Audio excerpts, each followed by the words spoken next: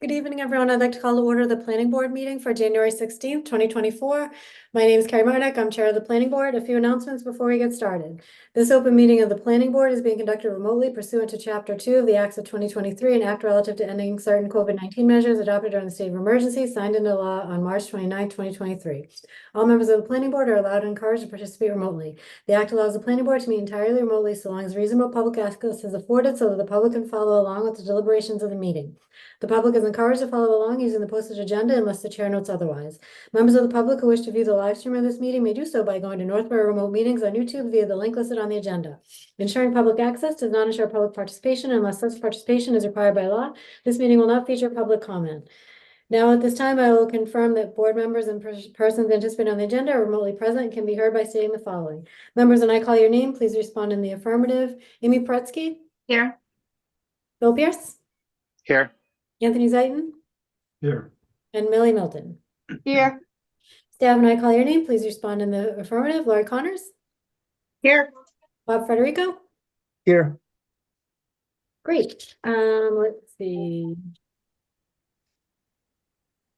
Ground rules for the meeting. For presenters and applicants on the agenda, the chair will invite each speaker or applicant on the agenda by name to make a presentation and speak to their application. Participants will provide their full name and hold until their name is called. Each speaker will be asked to mute their phone or computer when not speaking and to speak clearly in a way that helps generate accurate meeting minutes. Those responding will be asked to wait until the floor is yielded to them by the chair. Speakers who wish to respond to the comments of others do so through the chair, taking care to identify themselves. Each vote taken by the board or committee will be conducted by roll call vote. No public comment, no executive session. So with that, we will get started with the agenda tonight. First on the agenda, we have discussion of 2024 town meeting zoning related articles, including MBTA multifamily bylaw. With that, Lori, where would you like to start? Do you want to start at the MBTA? Is that easier or? Well, I defer to Amy. Amy, do you want to launch into the sign bylaw or would you rather me discuss locations for the MBTA? It's up to you guys. And do you think signs are easier at the beginning? Maybe because we haven't discussed them yet. Sure. Why don't we start with signs then? Okay, I'm going to share my screen and I'm going to keep it brief unless people have questions. Let me see.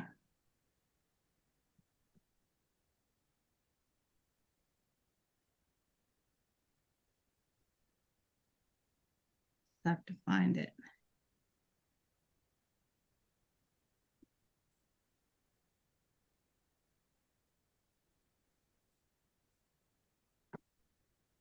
I think this is it. Okay.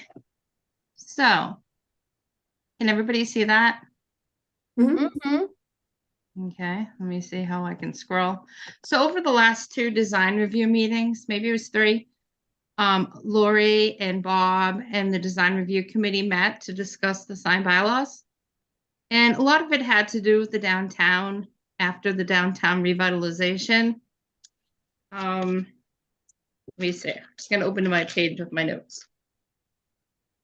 So I can be kind of brief, and if you have any questions, just stop me. We had a couple changes with definitions. Banner signs currently are temporary, but we just put in the word so it's more obvious to people who want to hang banners. We took out the flag definition as a flag isn't a temporary banner. And we added a flag definition, which is a basic definition for flags. And if anyone has questions, we can go back. We can talk about it next week. We added the gasoline canopy sign because we have a few of those. We added monument sign. Monument sign is like a freestanding sign. So like Northborough Oral Surgeons, they have a monument sign. It's on the ground versus on a pole and up higher. But it's out in front of the building. It's not on the building. Another sign we added, a lot of towns call projecting signs blade signs. I can show pictures of any of these signs if you guys would want more of a description. I have a bunch of pictures. So blade sign projects out over the sidewalk off the side of a building. It's usually used if you've been downtown Hudson. They have a lot of them. Roof sign and wall signs had these changes made. They were made 2 years ago. Had to do with signs being attached to roofs. We added sandwich board signs into temporary signs. And you'll see down further that sandwich board signs will be allowed as long as they don't block the sidewalk indoors. So people can get by, even they're ADA compliant, so they can get by. So this wall sign has to do with the roof sign. Does anybody have any questions on the definitions that we changed? It's pretty straightforward. Yeah. Okay, the next section we went to is nonconformity and compliance. We added design review for signs in the downtown, except for window signs or small signs. So design review will review the electronic message centers, which aren't even allowed downtown unless it's a municipal office or institution. So design review will look at message centers, wall signs, projecting signs, freestanding signs, and it pretty much has to do with the downtown revitalization. There were a couple things that were added. These are already as part of the bylaw, but we added certain wording to make it easier to read. But these changes aren't anything new. It's just rewording it to make it read easier. This talks about the roof signs, the gasoline canopies that were defined above. No flashing signs. This was down in the industrial district, so we just deleted some of the industrial district things and put them up here. Amy, can Bob, we you have back up? something there? Sure. If you back up to number 2, Okay. signs should not display brand name symbols or slogans of nationally distributed products, except in cases where the majority of the floor area of the premises is devoted to the manufacturer. Okay.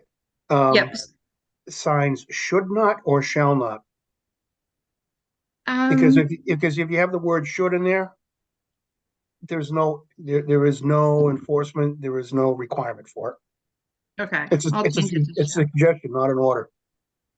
I'll change it to shall. And what I read in another town is what this is so if you're a Coca-Cola company, your sign can say Coca-Cola on it because that's what you manufacture and distribute. But if you're another business, you can't have Coca-Cola signs all over your building because it's not part of your. Most signs are supposed to have the name of the establishment, the address. Like if you're an antique shop. But it's not supposed to be advertising every single product that's in the building on the, on the window. Actually, part of this bylaw that we added window signs, awning signs, and I wrote it down. We added signs that weren't even allowed before. Let me see. I have it written down. We'll all get to that, but window signs right now are only temporary and they're only supposed to be advertising sales. So we added window signs into the bylaw. So, if you go to downtown Hudson, I'll show a picture later. They have really cute window signs. They have projecting signs and wall signs. Mm-hmm. We didn't allow any of that right now in our definitions in our bylaw. So these electronic message centers already are prohibited in these areas, but this just calls it out at the top to make it easier for people to read. And we added in, they can be used for municipal or institutional purposes. That's so we could have a downtown sign like the Lions sign.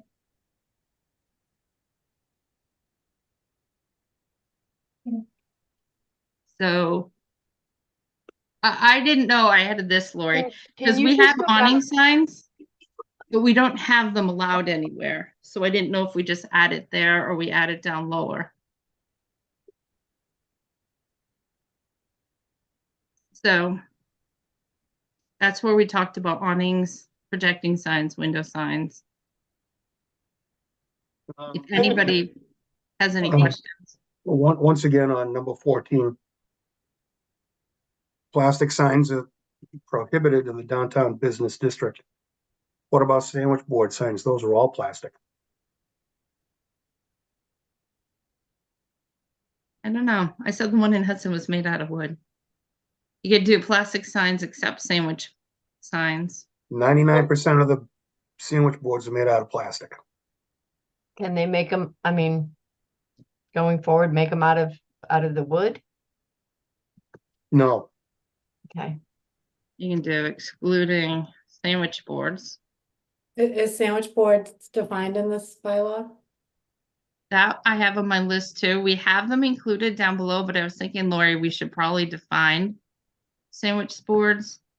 If we go above, up to the top, we have them listed under temporary signs, but we don't have a definition. Right there. Sure, I'd be happy to add a definition. Yeah. So there are a couple things. Every time we look at the sign bylaw, it seems so obvious, and then something pops out that, oh, we need to add that. Hmm. We feel like everybody knows what a sandwich board is, but maybe they don't. Okay. So we could do plastic signs excluding sandwich boards are specifically prohibited.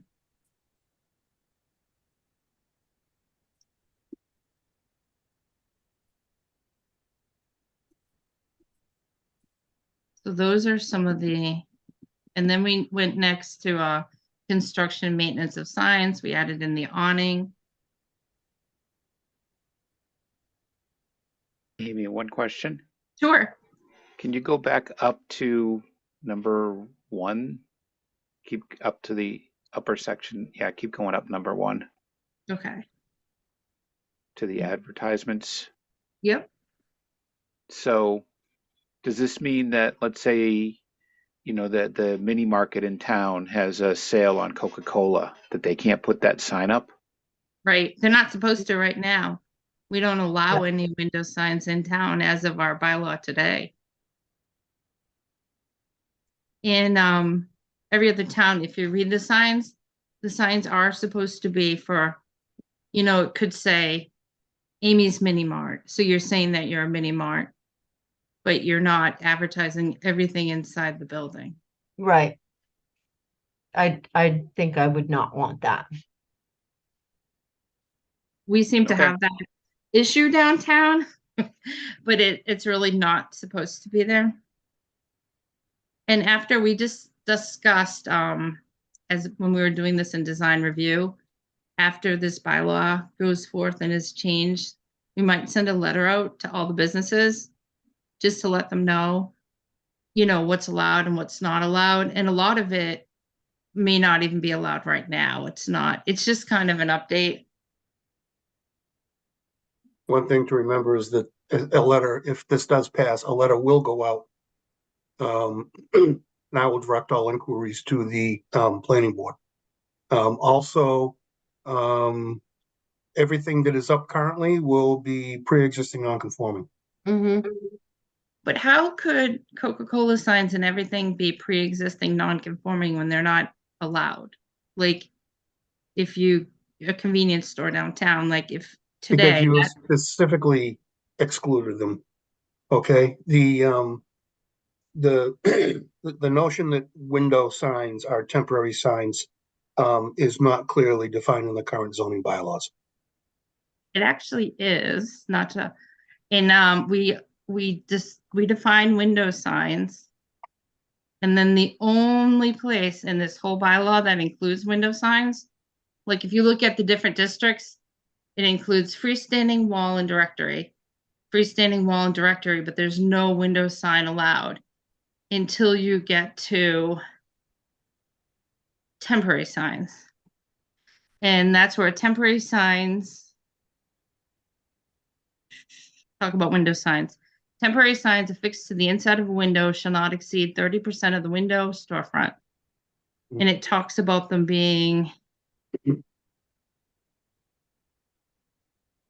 No, whatever, we're gonna have to deal with that when that situation arises. Mm. Right. Yeah. Yeah. Oh, temporary signs are for the purpose of announcing a special day or event and not to exist for more than, we had 56 days, but as part of the discussion we had, like every other town is 30 days and even Bobby mentioned 56 days is harder to enforce. Like 30 days is what the norm is. I don't know why our bylaw had 56 days. I'm sure somebody had a good reason for it, but I have completely lost it. Yeah. I don't know who it's from or who came up with that, or I can't even backwards engineer 56 days. So a So- temporary sign on the inside of a window that's announcing a sale on a product is not even mentioned there. So is that something, or a pricing product? Well, no, because you're prohibiting it above. That's what I was bringing up. Well, right Right, now, it's- temporary signs are only for a special day or event. Right, but you're prohibiting it if it's something that the business sells. Right? If it's a product that the business sells, you're already saying you shall not do that. Right. So there is no temporary sign of a sale because So does that say unless it's a something, general sale. does it say somewhere in the bylaws that signs of pricing and sales are No. not allowed on windows? They're not allowed because Yes. if it's not permitted, it's prohibited. So right now, if you go into the downtown, I know these bylaws inside and out right now. Right. But I only say it because I've done it so many years in a row, but downtown business, right now, we allow a freestanding sign, a wall sign, and a directory sign. That's it. We added projecting and sandwich board. Right. But if So you were to call we a don't sale allow a an window event- sign. If you go to other towns like Hudson or Southborough, it'll say window sign under here. So because we're not allowing a window sign, then everybody who has a window sign right now is non-compliant. And that would So- be like every business in town probably. No, I don't disagree, but where you have a temporary sign is, I'll look at the definition again. You have it for a special Event. event, which could be a sale. Yeah, isn't a sale an event? That's to me an event. Yep. So So it could that- be. But So then you're where- not allowed to if it's a product if it's a specific product. Right? So you could do it for a general sale, special day 25% or an off event. everything in No, the but it's a store. special day, so it's just, you can't have the sign up there permanently, but temporary signs and sound to me like a special thing, so even though you can't have it all year round, if you were doing a sale on Coke products for a week, you could put that up, it seems like. Would that not be the No, case? because that's the That's one up what we- above that says you shall not. That's what I was bringing up. That's- Is if the mini mart says we've got a sale on Coca-Cola, they're not allowed to do that. Which I think I don't prefer that, but the idea is that it's not clear still what can or cannot be done based on this bylaw. You Okay, have to look in 3 different places to find out whether or not a temporary sign advertising a sale event is or isn't allowed. It's not clear, I don't think. I could try to that make the it window clearer. signs are only allowed under these conditions. I could try to make it clearer, but when I read other towns, it's like the special events are like Apple Fest next week, we'll be selling our products, or a grand opening. That's what a lot of the temporary signs are for grand openings. It's not, I understand that, but I still Yep. don't think it's clear. okay. If you want to, if the sign bylaw should be designed, if we're looking to design it so that we don't have a lot of those, windows taken up with some, promotions that never come down and begin to look old and faded and tired, that's not the ideal aesthetic, then it's really got to say something pretty clear about what window signs can be, in my opinion. Most towns have a pretty basic one and they use a table. And I did do a table, but we decided we were changing like little things in the downtown and not to do a new table this year. We thought we'd take everything in this bylaw and put it into a table next year, but we weren't sure if the table would throw everybody off. Okay, Can I, all right. can I But- throw just, one? like I said, can- I still don't think it's clear, but you know, if we need to. I can go tweak back to it later on. window sign, the definition. Window sign is a sign, a picture, or symbol that's placed inside a window, drawn, painted, or etched. So Right, that's the but I'm saying definition. temporary, and temporary doesn't really cover that. And even if you read window sign though, just not to change it, it says not including any part unless customary window display of merchandise or other product. But what I does can- temporary say? And Bill, I know did you have something too there, Bill? You were saying? Sorry, Lori's got her hand up first. I'll let her go first and then I'll go. okay, oh, sorry. Or Lori, what you got? So as we're working on this, we are also working on design guidelines for signs. And in the sign guidelines, there is a paragraph on window signs. So the window signs, in the guidelines, it does specify what constitutes a window sign. And, you know, the specifics about what can be included and what can't. And it does say that you can't tape something to the window and have that be a window sign. So if you were interested in promoting a sale, you could do so, just not by taping something to the window. What would you do instead? So what would you call that then? So if you had, like, for example, a big display window, you could put it on a easel. Like I've seen that done in stores like the Loft. So it'll be like 50% off everything. And they put it on an easel away from the window. So it's actually not mounted to the window. It's a few feet back from the window. But is there a specific name for those that are taped on? Because I can see so many ways to work around what is written here that it's not gonna, I can see that it wouldn't accomplish what I think the desired outcome might be.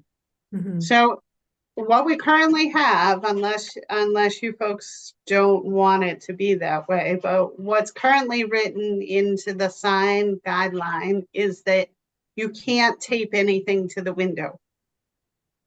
That would be prohibited. So Millie, what could you do to get around that in your mind?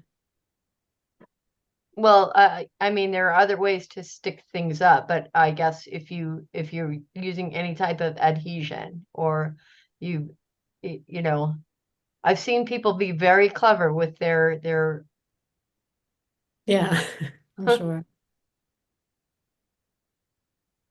See, it looks like Rail Trail Pizza has coming soon. That's like probably a temporary special event. They're coming soon. I don't know. Mhm. Okay, Bill, did you have something there you had a question or a comment? Yeah, I'm just going to throw one more curve. What about the Powerball signs, the lottery signs? Nope. Nope. Those wouldn't be allowed either under this, right? Right. So you're going to tell Mass Lottery that they're not allowed to put up their signs in the stores that sell their products? Yep. Are they allowed by right? Does Mass Lottery have, like, I know with gas stations, you cannot, you know, Anywhere that sells it, because they're literally electronic signs that are connected to Mass Lottery. And the Mass Lottery updates the signs automatically. I mean, So how you can put All of them, those are going to have to come down as well. Well, they don't have to be in the window. yeah, you can have them inside the door. You know, you can mount signs all over your countertop and, you know, your bulletin board. You just wouldn't be able to put it in your window. Right. Which is the point, is to draw everyone in to play the lottery. Well, we So gotta make I it just like- think the way this is written, you're going to have a lot of problems, and the more problems you have with it, like I said before, you know, you get the 1%ers, right? You get enough 1%ers that don't like something in this, and eventually you don't get your 2/3. I mean, I think it's pretty good overall. I think that, I think the idea is that, you know, the town could benefit from having a more cohesive and aesthetic looking downtown area. And I think there's got to be some consistency. I don't think most businesses are heavily reliant on whether or not they have a Coke sales, or I don't want to always say Coke, but a sale, 99-cent sale sign on their plastered on their window. Some of them are, but I'd say most aren't. And I think, that doesn't, I wish they'd understand, like, the very top of the bylaw says the more signs you have, it just causes clutter. Like, if you put up 50 Coke signs, it's not going to make anyone want to stop anymore, I wouldn't think. No, generally. Yes. And then if you look at Hudson, like all those, they must have it like a uniform little area down there and they all comply, but it makes people want to walk and shop there. Right. It's more relaxing, enjoyable, for sure. Anyways. Okay, so do we have an issue with it still not being clear and need to do something about it, or? If anybody wants to take a shot at making something clearer, sending it back to Lori.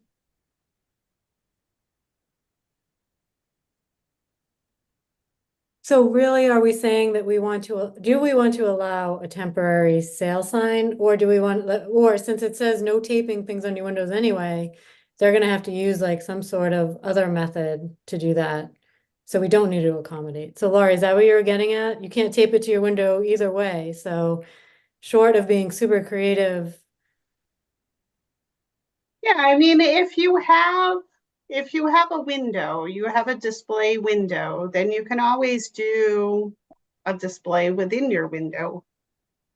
So like I've particularly seen that at shopping centers like Northborough Crossing, where they have these giant display windows and then they have like easels, or they might have something hanging from the ceiling within the display window that says, 50% off everything, or Right.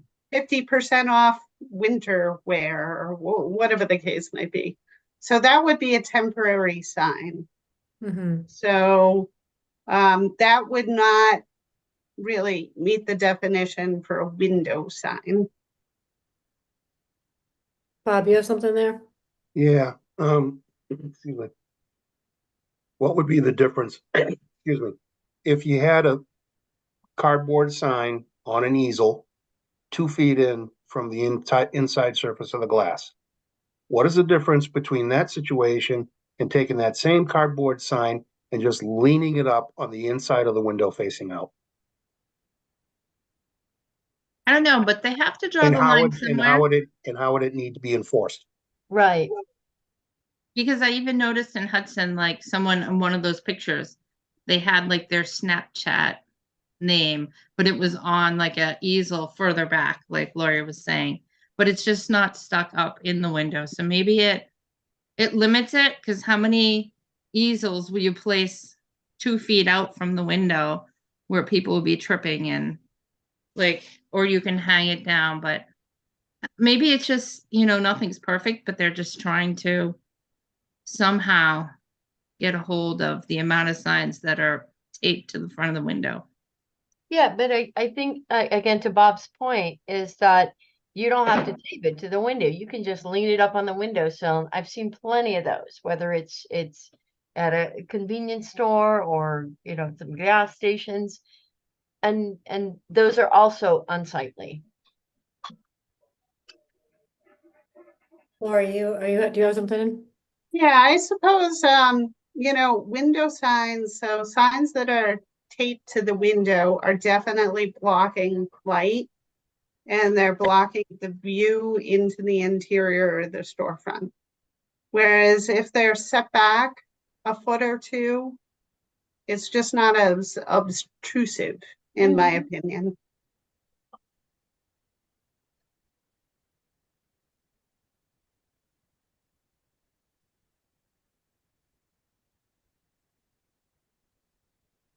Okay. Anyway, Okay. moving on. we'll move on. We'll try it and we'll see what happens. I'll be ready to make amendments on the floor. I'll have 20 of these printed out that I can cross out things. We also have the public hearing coming up. Yeah. So there is also, there's plenty of opportunity. Next meeting, we're meeting with the ZBA. The meeting after that is a public hearing. So there's plenty of opportunities to collect feedback. And if everybody hates certain elements, then Right. clearly that's an indication that the verbiage has to change. Right. And what's funny though is like nobody comes to our public hearing, but they come to town meeting. With opinions. Right. But I think only one person or two ever speak at our meetings. Mm-hmm. So, but I'll move forward. So we added the awnings. Well, maybe that's also, I mean, if the planning board members aren't behind it, knowing how difficult it was to get the sign bylaw through a couple of years ago, maybe that's not the battlefield we want to die on, whether they're taped to the window or whether they're not taped to the window. Right, right. And this bylaw doesn't even say taped or not, does it? It's only in the guidelines. Guidelines. But right now, if we literally wanted to not do this bylaw at all, could go to all the businesses in town and have them take everything off the windows, because as this is written today, there are no window signs allowed on any windows. Mm. So I thought we're at least trying to bring some of it into compliance.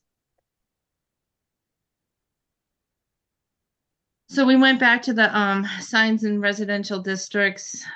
No internally illuminated signs, but externally was permitted. I haven't seen all of them. There's a few that were. In the business section, since we added numerous more signs like window signs, awning signs, freestanding signs, projecting signs, we did what other towns did, where you got 2 signs per business. And I could show you Hudson again, but that's pretty much what they do. So if you're a downtown business, you would probably have, unless you had a front lawn, but if you were right on the sidewalk, you would probably have a projecting sign, a wall sign, and we didn't include window here because window would be a third sign, but we didn't include it as 2 of the choices. So you could have a wall sign, a blade sign, and a window sign. Or if you're further back, you could have like a freestanding sign, a wall sign, and a window sign. But that's what we saw in other towns, or else you would have a freestanding sign, an awning sign, a blade sign, a wall sign, because we're adding in more signs. So right now, what's allowed is a freestanding sign. And we added the address in and took out changeable copy space. And this is in the downtown. There aren't any signs downtown with changeable copy space except for gas stations. So we figured since there aren't any right now, we'll take it out. But this is the only district we took out the changeable copy sign, because I know in Business East, Business West, there are businesses who have it. We added in the wall sign. Oh no, the wall sign was there. Projecting sign, sandwich boards, directory. So directory isn't included in the count either.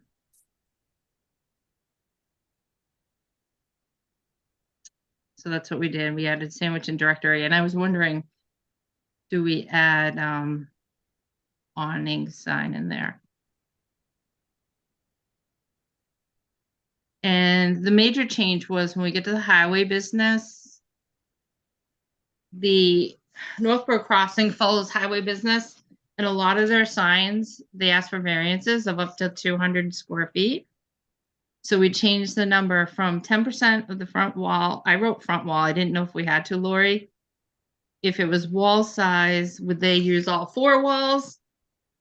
Or it's supposed to mean 10% of the front wall size or 250 square feet. And that's because certain stores are big and certain stores are small. So you wouldn't want a small store with 250 square feet. But 10% of the wall size seems to be what other towns do.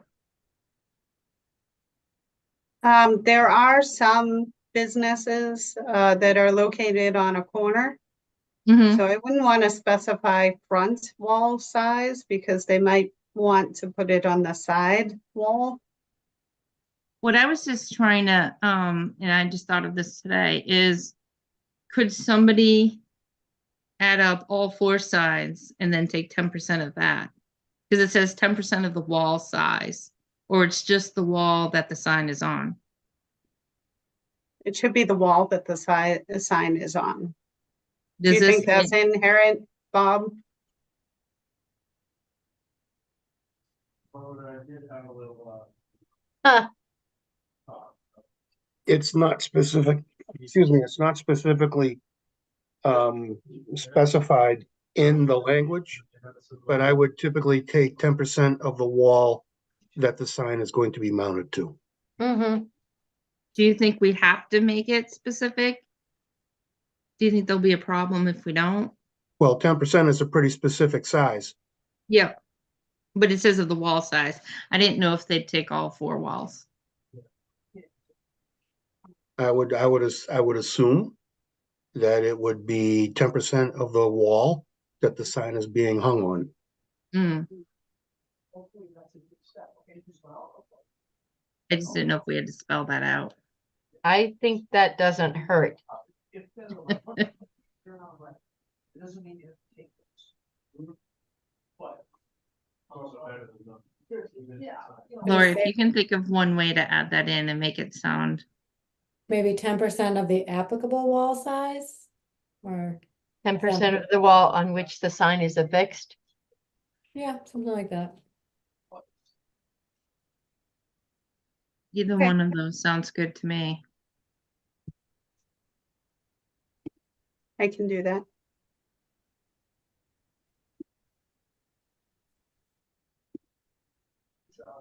So a lot of this wasn't changed. We changed the temporary signs to 30 days. And if anybody wants to think of a way to tweak this, that makes more sense to them. And then a couple of things in the industrial was deleted because they were already up above. And then historical signs and markers are permanent, not required. So if like CPC is putting up a sign on the aqueduct, they don't have to come for a permit. Or do you permit those, Bob, or no? You wouldn't need to. They seem to be pretty, they seem to put up a nice sign. Whether it's a nice sign or not, we have something in the current bylaws that's for municipal use or something like that. It's not require a permit. Okay. So even if this isn't in there, it doesn't matter. Right. But it's good to illustrate it. Yeah. I wonder what I just noticed now is it says 10 permit not required. For some reason on this bylaw, Lori, we're missing 1 through 9. We didn't add anything? Or did you just put in the change? Yeah, I was trying to simplify it. So Yeah. when I do it for the town meeting article, I'm going to eliminate all of the bullets that are not changing. Just because they're not going to wanna. I mean, it's already a lengthy enough document as is. So Mhm. they're not going to want the entire bylaw in there. They're just going to want the changes. So under definitions, I'm only going to include those definitions that are changing. And then the renumbering. So the rest of them are going to be omitted. So do you have to include every renumbered one? I actually saw it one town in their bylaw when they went to the warrant. It said at the top that it would be renumbered. So they didn't have to include everything that was renumbered. I can do that. I've done it both ways. Yep. I guess if town council said we can do that and leave everything out and say it's going to be renumbered, it would probably, like you say, take out some of the extra stuff. Hey, Amy. Yep. So I'm thinking here, going back to the window signs. What if we treat the window signs like we do the wall signs, and we say you can have one sign no more than 10% of the window? So there are a lot of businesses that have multiple window signs. So if you can think about like a hair salon or like a massage parlor. So what they'll do is say they have 4 windows. So then on the bottom of each window, they might have a different service that they provide. Mhm. And the same with like doctor's offices, or, it could be like acupuncture, whatever. Right. But if we did 10% of each window, But they would be multiple window signs. So it wouldn't just be one window sign, it would be but it would be multiple. one window sign per window. We had a big discussion of this at design review. Do we do 10% for window or do Because all what you're trying to combined get rid of, windows? yeah, you're trying to get rid of, the window full of signs, right? So in some cases, what I've seen is like in the design review committee meeting, I showed an example of a accountant. So they didn't have a wall sign and they didn't have a projecting sign. All they had was window signs. So they just had like the name of the business arching in the window. And then down below, they had the services that they provided. So it's similar to this one, the rail trail. So in this case, they had the arching name of the business, and then down below, you see how they have, words underneath. Mhm. So, I mean, it looks really tasteful, like it does in this picture. So Mhm.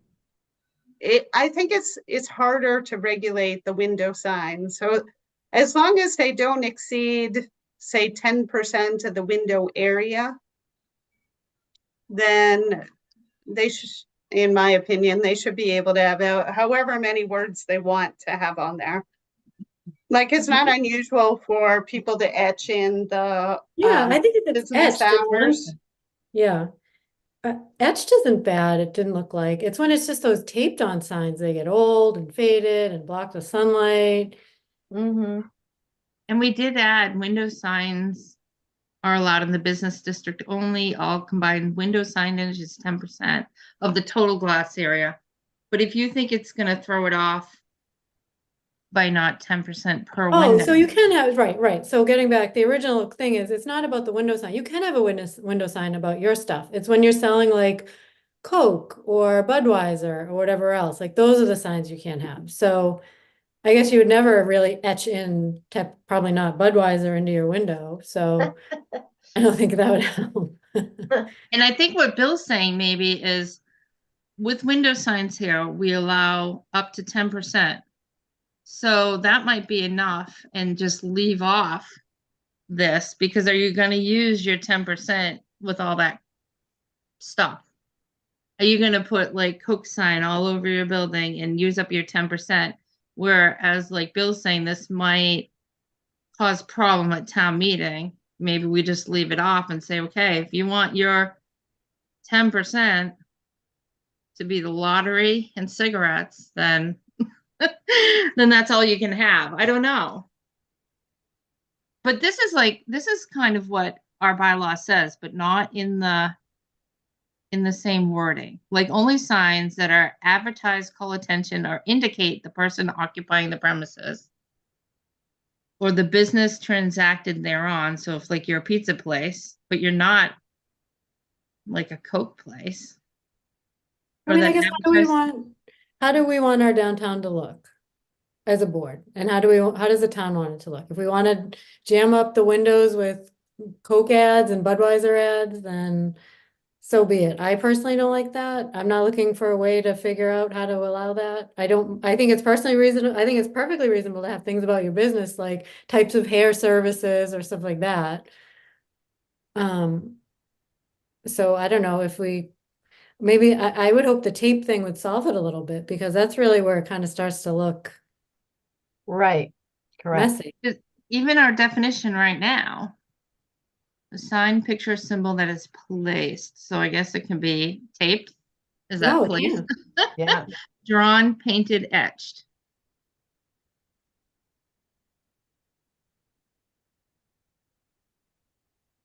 Yeah, no, I think that if we keep it at 10%, they want to use it up with stuff like that, that fits the definitions. Maybe with the letter that we send out too, we could send out the design guidelines for signs to Yeah. give people ideas. Because I think if they all come together, it'll just make it's more for like, say, yeah, this is all part of the downtown revitalization. What do we want the downtown to look like? And I think the nicer the display, the window is, like, the more people who would possibly shop there. I don't know. I think where I took that line, it was from other towns that have gone through the same thing. Like Shrewsbury is going through a downtown revitalization. That's probably where I grabbed that. But I saw it in a whole bunch of different towns.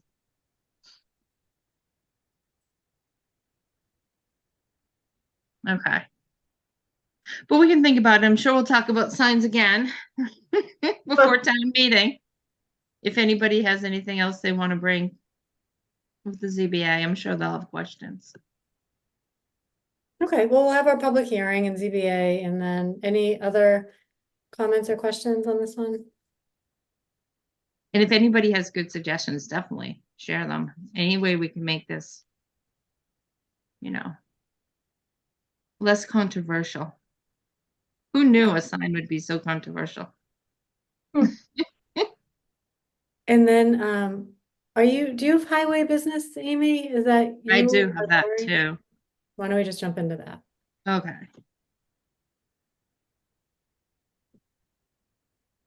Okay, so we had discussed doing highway business southwest instead of highway business to, I think everybody saw the email from town council saying there couldn't be a footnote to, ask that the businesses outside of Route 9 cannot be zoned with adult services. Mm-hmm. So, it just got sent out today, but what I did was highway business southwest. And I read through the whole bylaw. And there were only 6 places I saw that needed to be changed. Because if you go into like the groundwater section, the parking space quantities, the non-conforming area, that all bases their discussion on whether it's a residential, commercial, or industrial use. So if you're a commercial use, you can be downtown, business east, business west, highway business. You wouldn't have to change anything because highway business and highway business southwest are both commercial uses because they're not industrial. You might want to follow that up with the word use behind that. Residential, commercial, industrial use, not the specific. Oh yeah, I must have left it off. But this is not going to be in the bylaw. This is just for my explanation to you Mm-hmm. and the board. Oh, okay. Never mind. This is then. just, yeah, and if I go to town meeting, like the only things I had to change, so we would take out all this other stuff. The only areas I had to change was the classification of districts. So we had to add it on the list. And then the table of uses had to add in a new row. And we could, if you guys want to, for the next meeting, we could go down and see what you wanted to allow in the highway business. I took out adult uses, but I thought, this might be over where the baseball area is or Kimball Farm someday. I added assisted living facilities as a yes. Like, is there oh, here's Bob's hands up. Bob, do you got something? It's just a question.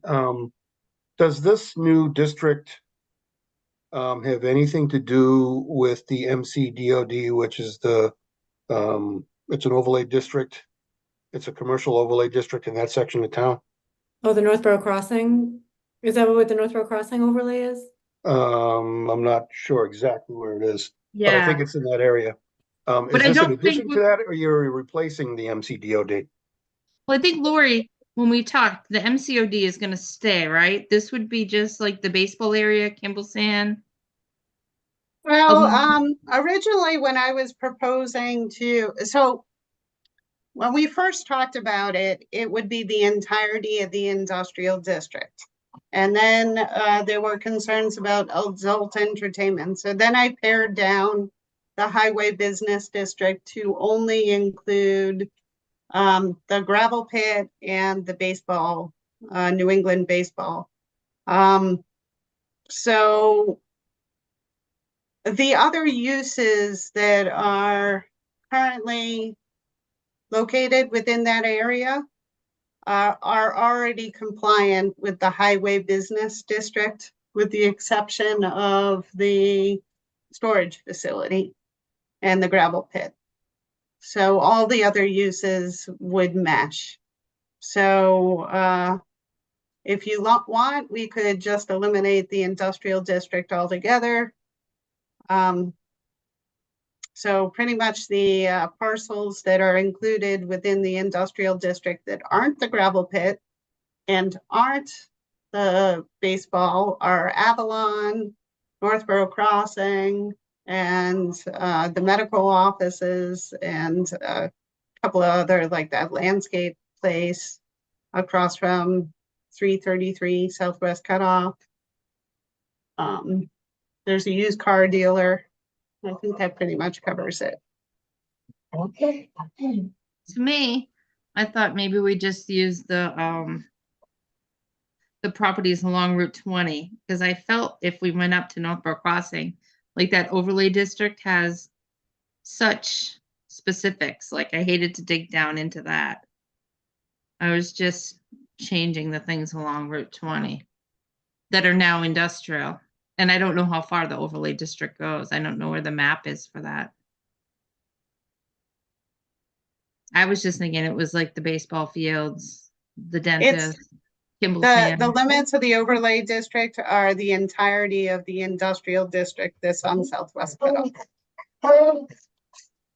Bob, what made you ask the question? Were you wondering about nonconformity with the other overlay, or what were you thinking there? My question was the confusion that's going to arise when you've got a highway business district, you've got an industrial district, you've got an HBSW district, and you have an MCDOD. That's a lot of alphabet soup to try to figure out. Mm-hmm. You know, I think you need to, you know, take that slug of land and give it one specific designation and get rid of all the other ones. Because if you've got 3 or 4 different, you know, district identities, you know, and some of it's an overlay, you know, that's as clear as mud. Yeah. We could get rid of the overlay. I tried to match the overlay. But the overlay doesn't really allow a lot of uses because it's more for the shopping up there. The overlay allows a lot of underlying uses. I could go back and double check. And I know the signs for the overlay were Highway business. yeah. But I was wondering if along Route 20 they should be more industrial, because from the highway business, the signs could go up to what was 150 square feet, which is really big. Where in the Well, industrial business, like the dentist right there. Well, aren't you trying to take the industrial uses out of that section of Route 20? Yes, but I'm just trying to decide on which sign bylaw to go with. Because they are industrial right now. The signs were done to match the industrial, not the highway. The highway's a lot bigger. But I mean, I just sent this out today so we can look at it and talk about it. But for the density and dimensional regulations, I match the industrial because that's what's there right now. Do you know if the overlay, did that keep the same density and dimensional? I don't know that. Yeah, I don't know that either. Wait, what was our original purpose for this bylaw? Or now I've lost track of the. Well, because we have the industrial underlying. So no matter what the overlay is, you have industrial underlying. So now you have all these commercial businesses and restaurants, but there could be one or two outliers that all of a sudden are going to do an industrial business that now doesn't fit in that area anymore because everything else is commercial. Okay. So we've been And Laura, talking about it for years to get rid of the industrial underlay and make it commercial. Mm-hmm. okay. Lori, do you have something there? Oh, you're on mute, Lori. Just, Geez, sorry. okay. The density and dimensional regulations for the major commercial development overlay district are the same as they are for the highway business district. Okay, that's what I did. So I put in the highway business district, highway business southwest, just so we could get rid of, I didn't want to spread the adult uses down further down Route 20. So I tried to take the same thing.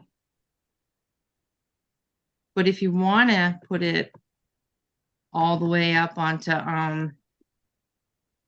Wegmans Shopping Plaza, I'd actually like to go through because I know with the overlay district, it lists specific businesses, not everything that's in the highway business. So to go through and check. Make Okay. sure. We didn't just remove industrial and change the whole district to commercial because Well, of it the, depends on the map. I guess Lori would make a map and the map would show what we're changing.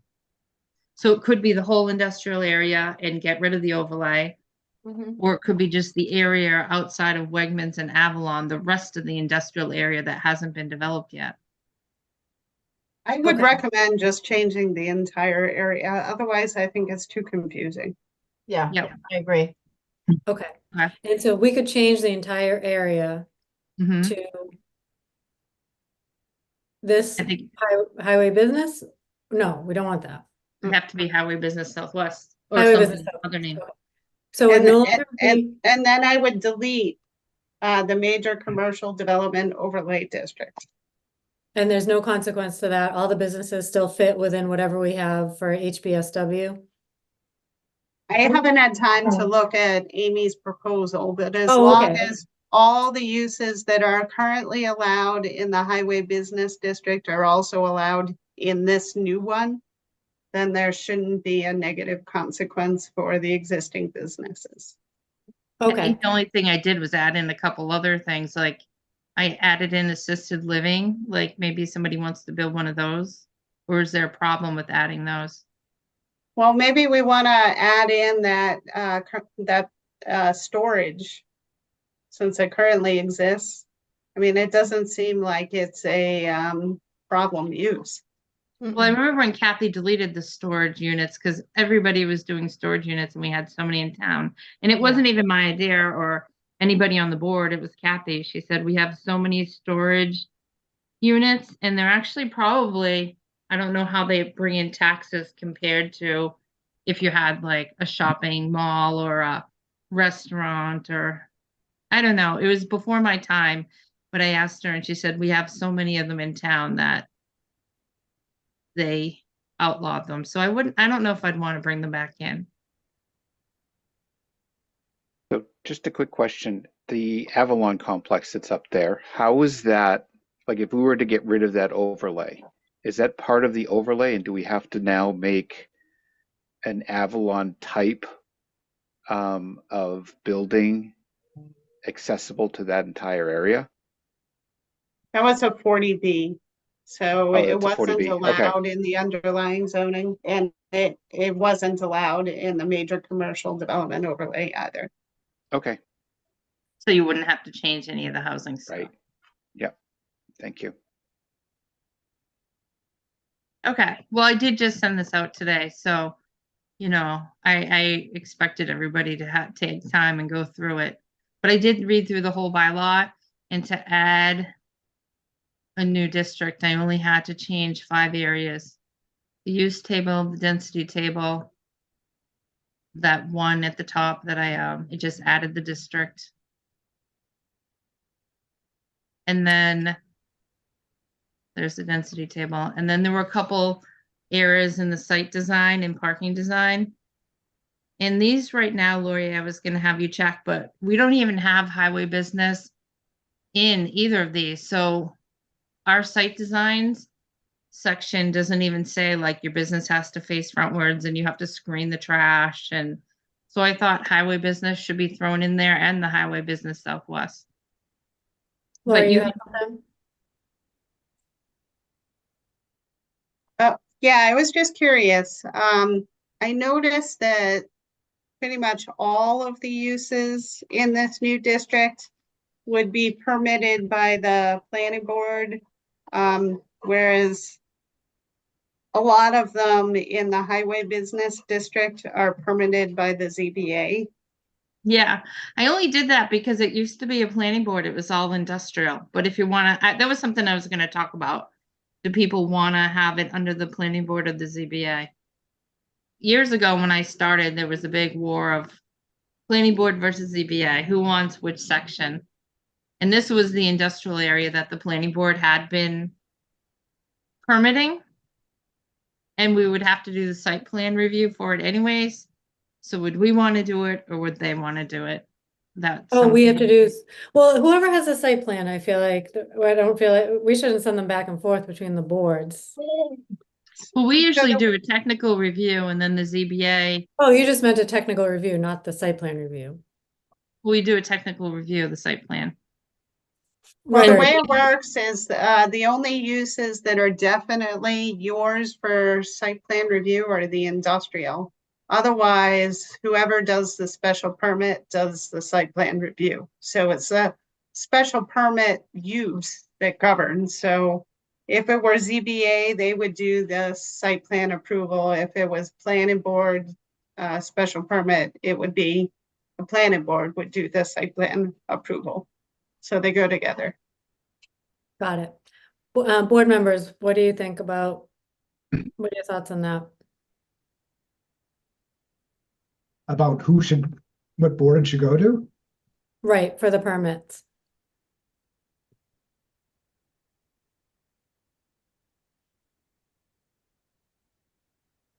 I don't know if I have an opinion on that one.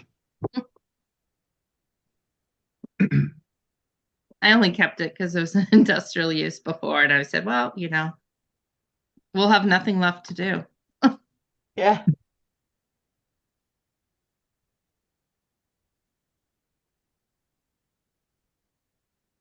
This actually, a hospital isn't allowed in highway now, so but I added it in. I thought people would go through this and see. I was trying to think of things, more uses up near Route 9.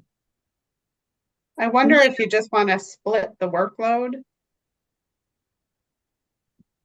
Millie or Bill, do you have Reasonable. an opinion on that one? On I mean, the, that sounds reasonable to split it. I think we've done that before. Yeah, the question is, how do you split it, right? yeah, Right. what's the delineation? Right. Right. Is it the site size? Is it the, I'm not sure that golf courses is really something we want in that area. Is that We up had further? golf courses on That. there as PB, right there. Right, because they were allowed before and it used to be a driving range where the baseball is.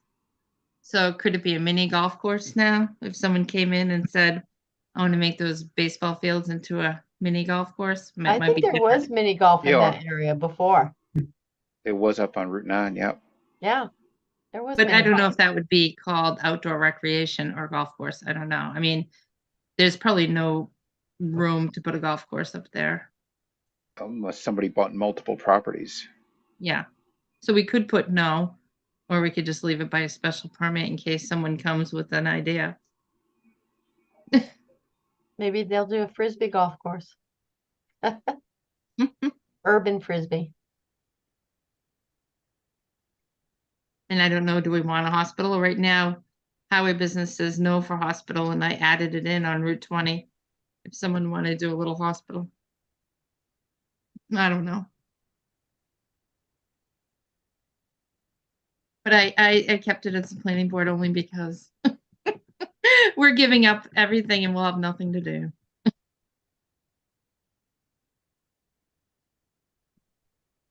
And the continuing care retirement community was a no. I guess I have to go read the definition of what that is, but I thought maybe that wouldn't be a bad use up there. No, I agree with that. Lori, why did the planning board get the industrial uses? I mean, why in the industrial district, why was the planning board assigned the board for special permits? Do you know, was it due to land size? I guess maybe to Bill's point before, or what was it they made it planning board?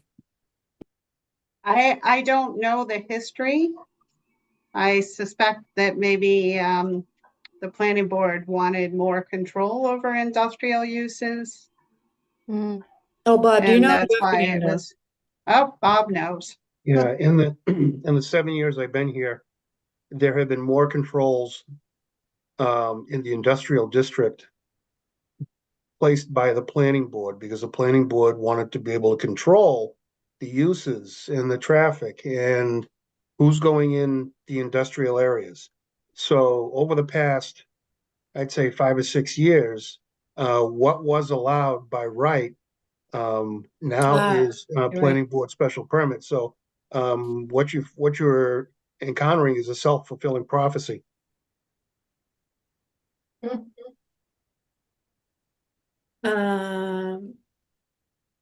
Okay.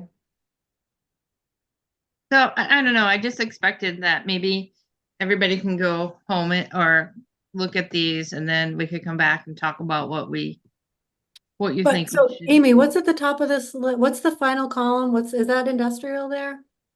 This is highway business. This is industrial.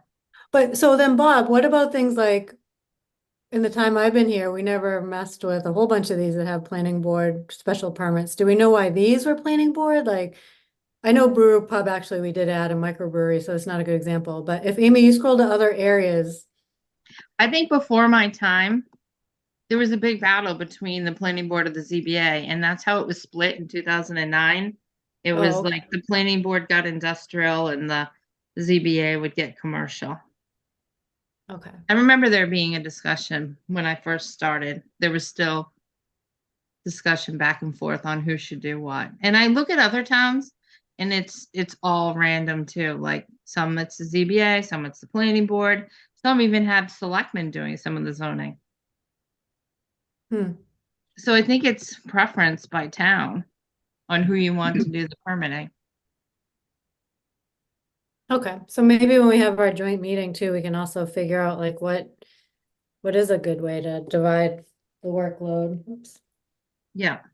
Well, is there any reason why you couldn't just leave it the way it is? Just to split up the workload? Does it Just matter? track it with, What do you guys mean by split it? Like we do this Hmm. and they do the rest of that? Yeah, that's what I'm thinking. I don't think there's any. Because then we would do the permit and the site plan. I think what I was referencing is there are certain uses that you would permit and there are certain uses that the ZBA would permit. So like maybe you would be in charge of the, the more concerning uses. Like, for example, auto repair shop or auto body shop. But maybe the ZBA would be in charge of like drive-through food service or, outdoor commercial recreation, kind of like that. To But me, it kind of whatever, seemed easier by zone, like if we have all the industrial and we have all the highway business southwest. I don't know. it might be a nightmare for people to untangle. Mm-hmm. If you split it out. well, you know what? If the ZBA is used to looking at, for example, hotel, motel, and conference center, they are the permitting authority in most of the town. So chances are they would have experience reviewing those type of applications. So it might make sense to assign that to the ZBA, whereas something else, if it's a combo where you're both reviewing it, then, that might be something that you take. Just a suggestion, or if you just have a burning desire, you're really concerned about this particular type of use. Well, some But you're things not we, so concerned about Yeah. another type of use. Maybe give that one to the ZBA and you keep the other one. but like some of these I see here, we've added over the years where we specifically put the planning board in that district as the permitting authority, didn't we? Did we do that on purpose? Or we actually didn't define the permitting authority? It was just by the zone. It was probably just by the zone. Yeah, I think we got duplexes. No, for Probably. example, if you look at like breweries, what else do we add? Outdoor, we've added commercial recreation outdoor. That's a new one from planning board edition over the last couple of years, didn't we? Mm-hmm. We just tracked by district, not by, we Yeah, just it all happened went to down be industrial. industrial. Yeah. I don't Yeah. know. I don't disagree, Laurie, that there's like certain things we care about more. I just wonder if it's a nightmare for the applicants to be like, well, maybe it's not. Maybe it's a nightmare for staff. Or maybe you start to like tinker with what your use is, depending on which board you want to avoid. And I feel like for the more concerning ones too, like we're elected, so our feet are held to the fire. And I don't know. I guess their feet are held to the fire too. I don't know. I was just trying to keep some of it so we would have something left to do. And since we were in charge of this district before, we would just keep this district. Because I think we know how to permit a restaurant. or Yeah, I any- don't think that. We're familiar with the district. Right. I think that makes sense. Yeah, I do too. And it's really a small district. We're not going to get that many applications anyways. It's a couple properties. Mm-hmm. So it looks like the ask here is for us to look through and for what's changed from a no to a yes to figure out if we actually want that. Yep. Okay. Like here, like commercial greenhouse. I don't know. Do we want one there because it's all shops so then I put it by special permit, but we could do a yes. There were a couple ones that I changed, but it's a no in industrial and it's yes in highway. So, so I just put in special permit. But they're really the ones that are more contentious, like wholesale trade might be more contentious. So I put it by special permit. But then there were ones that I thought would be less contentious. So I added it to a Y. Like, I don't know. Do you think we need special permits for brew pubs, microbreweries, or distilleries? Like, or can they be just allowed by right with a site plan? Are they that different from a restaurant? So actually I made those yeses to make it easier up there if someone wanted to right off of Route 9 to open up something. Oh, right, because those are allowed by the overlay, those restaurants over there, right? Yep. So, highway business wasn't going to include Wegmans. That's why it's different. I see. But now if we make that whole area, we're not like carving out a piece. It's like the whole entire area. We would need restaurants to be included because they're there. I say, Bob, you have your hand up? Oh, Bob, sorry. sorry. That's you, Carrie. Sorry. No, go ahead. If I may, the Cold Harbor Brewing Company on Otis Street in Westboro is wildly successful. Mm-hmm. And the parking calculation is catastrophic. Right. So I would suggest if you're going to do a brewery, microbrewery, distillery, or something like that, that's going to be really popular, you get some really good teeth, if you will, in the site plan to handle parking. Because they're parking on the grass, they're parking in the street. And I don't know how they calculated the parking demand for that property. But if it's going to happen in Westboro and something like that comes to Northboro, the phone's going to ring off the hook. I think we're going to have to update our parking. Because I think we had 3, because we thought people would go together. So we picked like, I forget what we picked, but we undercut the parking, like maybe we wanna add to the parking for the brewery in our parking bylaw. Well, Yeah. I know that both, Old Harbor and if you go out to Charlton, Mm-hmm, they've had to rebuild their parking lot a couple of times.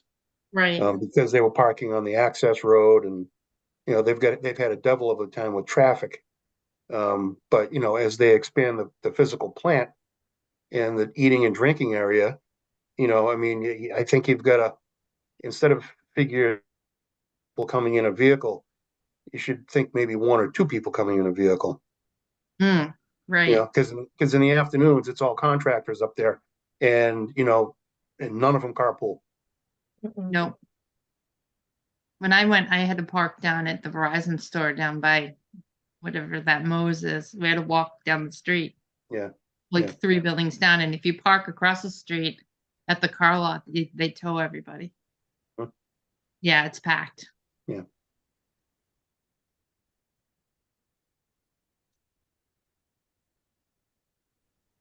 Well, Lori, do you have something to add there?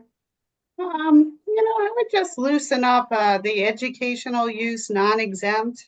Mm-hmm. So normally that's something that doesn't have to go through zoning at all. It's a Dover amendment use. Right. If it's non-exempt, then still, it tends to be a pretty low impact use. So I would suggest changing that to a by right use instead of a special permit use. And then with the kennel, kind of the same thing. I mean, this is a highway, so it's not like you're worried about residential butters. Well, you have Avalon, but that's pretty much it. So I would also recommend possibly changing that to a by right use. There are some condos down there too, but I don't know if there's any land left near them.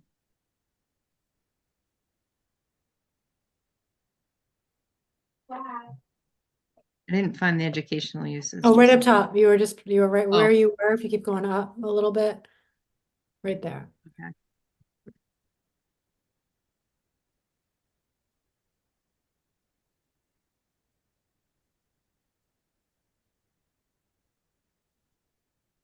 Okay, so Back to the brewery, I think we do have to change it in our parking regulations, like, because even if the site plan, we can't force them to add parking if our parking regulations are off, I think. If there's not enough for a brewery, if we ever get one. Mhm. Okay, so everybody, if they want to go through these, there might be others. And then there's industrial uses. Thanks for Um, being so thorough. This is a lot of work. And then the trickiest area is the site design, 7.09.020. But like I was mentioning before, we didn't have highway business or highway business southwest in there. So those are all the standards that say you have to, face the building forward, you have to screen your trash. But I thought even on the highway business, we might want some sort of site design regulations. But maybe Lori and Bob will have a chance to look at that. And then signs. I didn't really care if it was signs were industrial or highway business, but I found the ones in the highway businesses were on Route 9. So the signs were really, really big. And did we want really, really big signs along Route 20? Like No. the signs on Route 20, we allow like 42 square feet plus an extra 20 square feet if it's an electronic sign. So that's 62 square feet. But if you're on Route 9, you can have up to 150 square feet. And I don't know how big a 150 square foot sign is, but I know that dentist on Southwest Cutoff, his sign probably falls the 62 square feet, and it seems like a pretty good sign for that area. Mm-hmm. Whereas you might get someone small in there, like, I don't know, Amy's cell phones, and I decide, you know what? I'm allowed to put a 150 square foot sign in there. I'm gonna do it. I don't know. But we can, everybody can look at that too. If they wanted.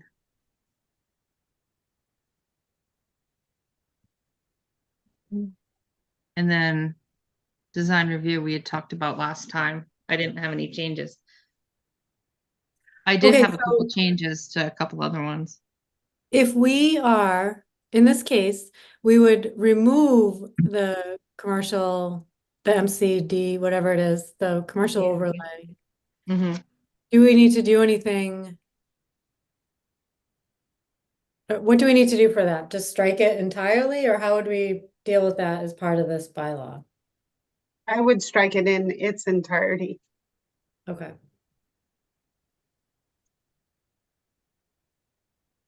Before the next meeting, I just want to review the overlay because when I did this, I was only looking at what's left on Route 20. I just want to make sure by striking the overlay, it doesn't screw up something up in Wegmans area.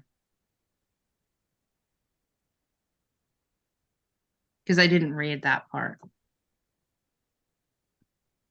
Okay. But it makes sense to do. Do you want me to keep going down this list and we'll go to the MBTA? Or do you want me to? Is this the end of your draft or? Yep, that's the end of it. Oh, okay. There were 5 things that had to change in the bylaws. Or 6.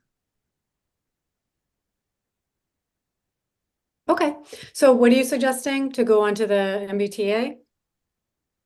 No, like these other ones are small, so I wonder if we finish these. Oh, what? Oh, I sure. did have a change to another one. I didn't know if you Okay. want me to share while Yeah, sure. Go ahead. I'll just go down to it. It was we had the site design standards where it talked about building materials. And I was gonna ask Lori, in the bylaw right now, it says building placement and orientation, but there are actually already some letters like letter D and C that have to do with the building design. So I was wondering if we just add building placement, design, and orientation, because like the material type doesn't have to do with the placement or the orientation. And if there's a better word than design. That's fine. And then I highlighted vinyl because people weren't sure if we should allow it or not. So I didn't know if anyone wanted to continue the discussion. Or maybe we just, I don't know. I don't really know where I've seen a vinyl building. So I don't think we really need to add vinyl Prohibited. You don't think for like the building finish materials. none of the buildings downtown are vinyl? What did that woman do next to Bank of America? Is that vinyl or no? Not that it matters. I was just curious, but I don't even know what it is. She used a cement board siding. Okay. But it is important to remember that almost all of your trim boards and a Mm-hmm. lot of you, for the corner boards, your soffits, your mud sills, and a lot of your surrounds for windows Mm-hmm. is using AZEK, which is a vinyl product. Mm-hmm. I don't know if I would consider that as the primary finished surface, Mm-hmm. because the primary finished surface is typically the body itself of the building. But there are, as I said before, there are several vinyl products that don't look like your standard, 4-inch strip type clapboard. You've got board and batten that's out there. You've got scalloped, like Nantucket shingle style that's out there. You've got shake style, and those are all available in a vinyl based product. So my fear is that you're prohibiting a potential design element. What about high quality vinyl? Well, architecturally distinct. Do you want me to I write don't know. that? I don't know how to word it. Like, I how do you wonder if just, we should just leave it out. Yeah, leave it out. Because there are so many good products these days Mhm. that, we might shoot down the whole bylaw by not allowing vinyl. Well, Okay. so I don't feel super strongly about this item. I think the last time we talked, we said if we put it in there, they could always request a waiver. I don't know. I don't know how about the board feels about it. Any strong feelings on this one?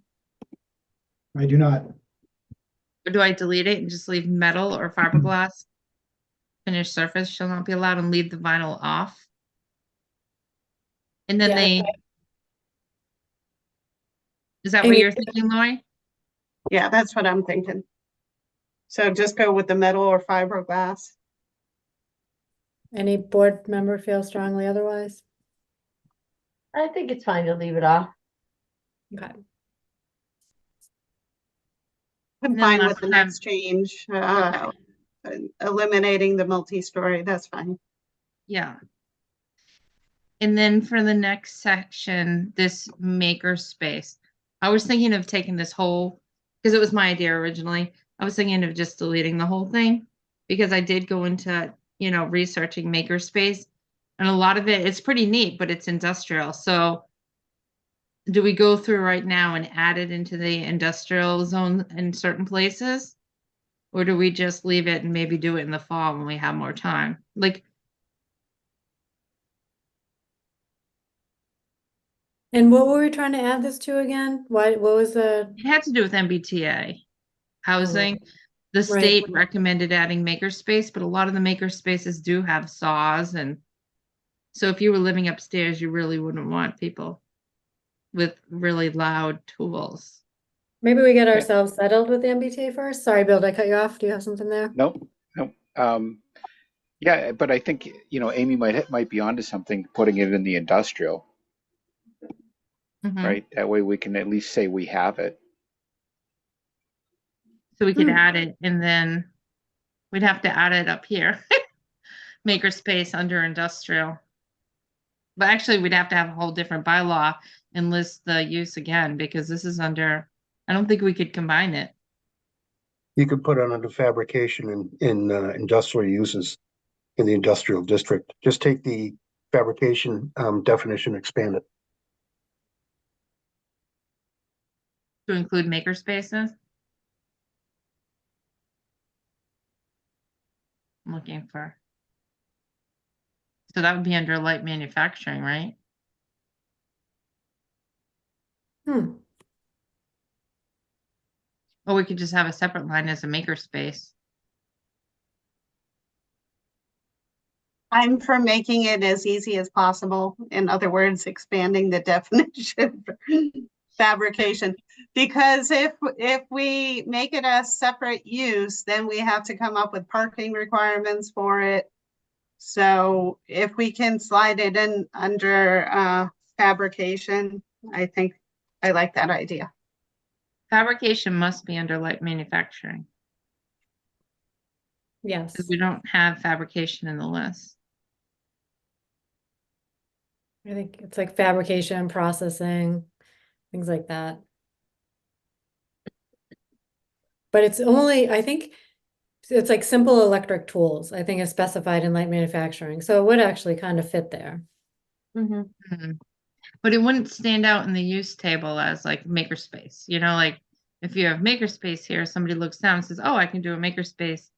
If someone comes in and wants to do a makerspace, are they going to go read the definition for light manufacturing? Maybe. So I guess then we decide, do we want it to happen at this town meeting or the next available town meeting? So if it's to add it separately, maybe we hold it. And if it's to slide it in light manufacturing, we could figure it out now. What Does the you board could have any- do Oh, go ahead, is Bill. in your definitions under makerspace, Mhm. what you could do is see also light manufacturing.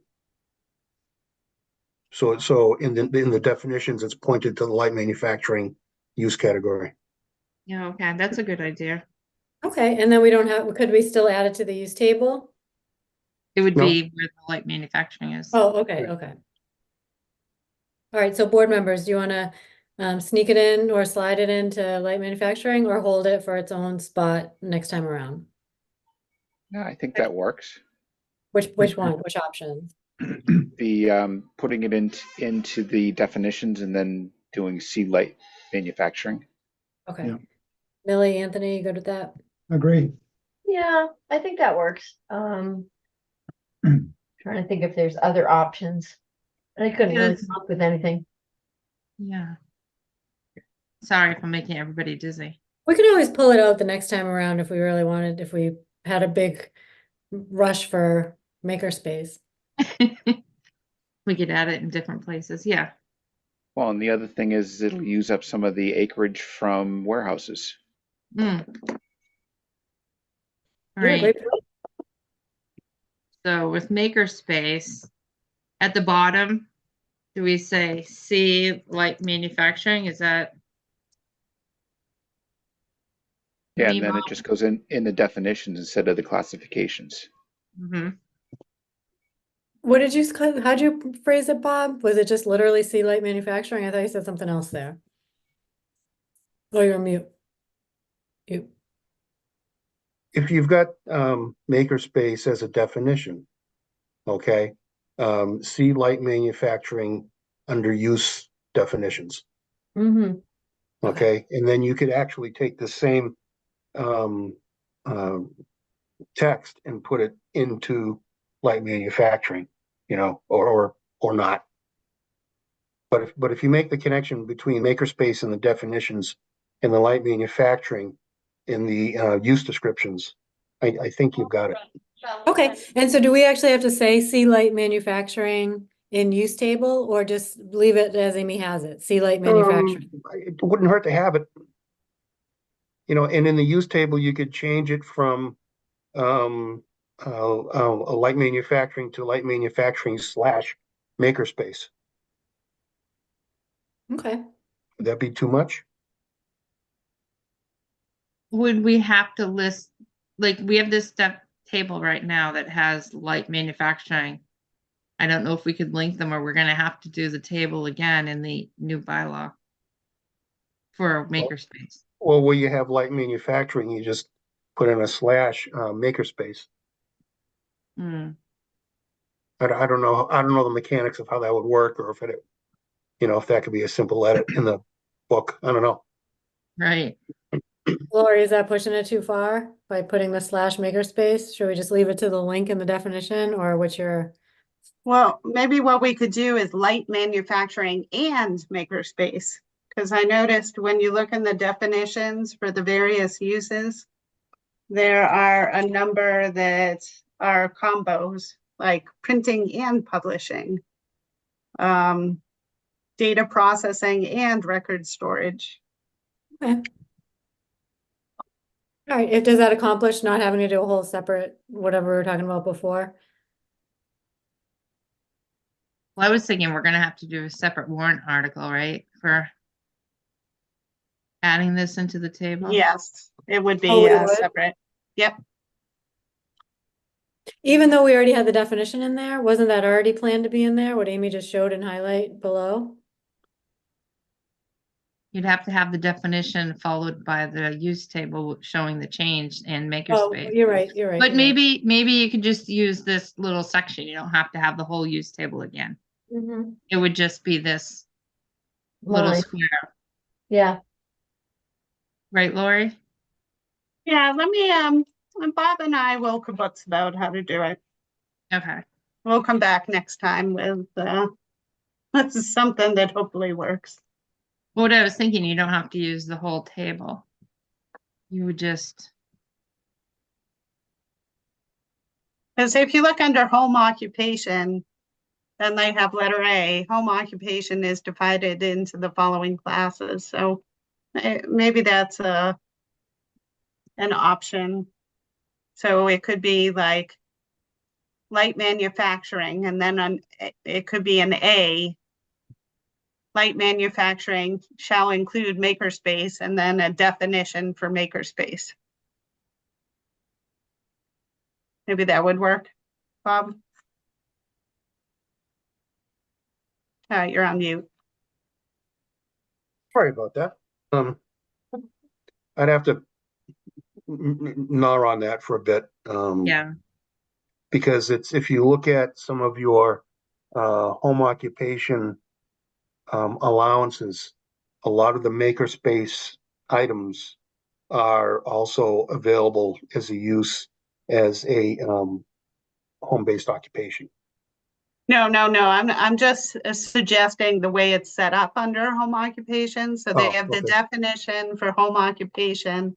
Yeah, And then they have home occupation is divided into the following classes. So what I was thinking is you have the definition for light manufacturing, and then you have an A. Light manufacturing shall include makerspace, and then yeah, the definition for makerspace. yeah, okay, I get it now. Yeah, yeah. and then we'd Light- have to include this. Yeah, And light then we'd dawns on have that Marblehead. definition right there. Yeah, Okay, I see the light now. all right. So that's all I had. I had a couple questions about the groundwater one, but I don't remember right now. So maybe we want to do MBTA, just I'll have to refresh where my notes are. Okay. Okay. So, for the other bylaws, hold on a second, let me just see.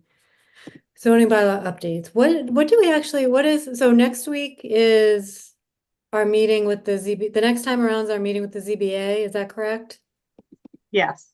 I was Okay. hoping tonight to talk to you a little bit more about the locations of the MBTA to see if folks had maybe thought about where they want to include it. And I have the 4 different options. So I sent you a new option and option number 4. Okay, wait, but before we last get week. into that, I just want to make sure before we go to the ZBA, like, what are we going, what have we decided to continue on with? So, like, I see we have another document here that has all the planning related warrant articles, so I just want to make sure, like, some of these I don't think I'm in favor of. And I don't know if I see that, was the variances in this document? Was this our final, so is this everything together? So it's one, January 2nd, 24 planning related warrant articles, is that what the whole shebang is, or? So the MBTA is not part of that, and the sign bylaw is not part of that. So I would have to include those into the overall narrative.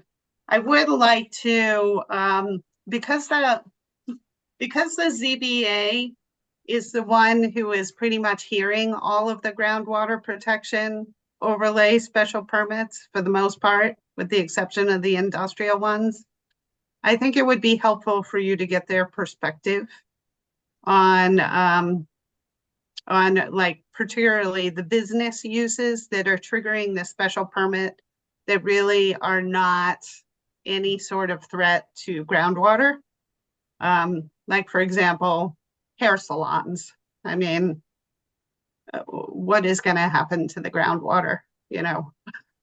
Right, but I just think, I would like to know, is this board who sets the bylaws in favor of the bylaws that we're discussing next week? It would be nice to know, like, usually we go through and do we go through each one before we go to that step.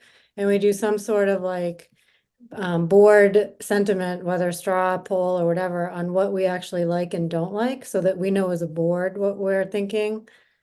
So I would like to do that. And actually I still don't, is the variance bylaw on here? I think there was I had proposed. Oh, I think you emailed that separately. I didn't include Oh, that. okay. So then the only other one outside of this is the variances. So I guess, have we covered everything else except for the groundwater and use variance bylaw? So we have, I'm just looking at the draft. Rezoning industrial district, so we covered that. Hold on, I'd like to get the watermark out off of this.